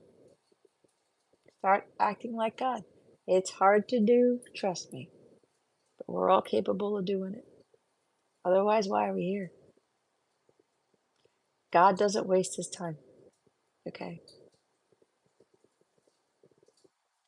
Good talking with you, Cody. I hope you are well. Well, you seem like you're good. You're good to go. All right, everybody's good to go. Thanks, Jason, for coming in too. Everybody else here. And yeah, I don't know when I'll be back on here. So I'll see you soon too, Cody. I don't know when I'll be back on here, but I needed to come here for a reason. All right, guys, enjoy your evening. Be blessed. And I hope I illuminated your well being today. Love you guys.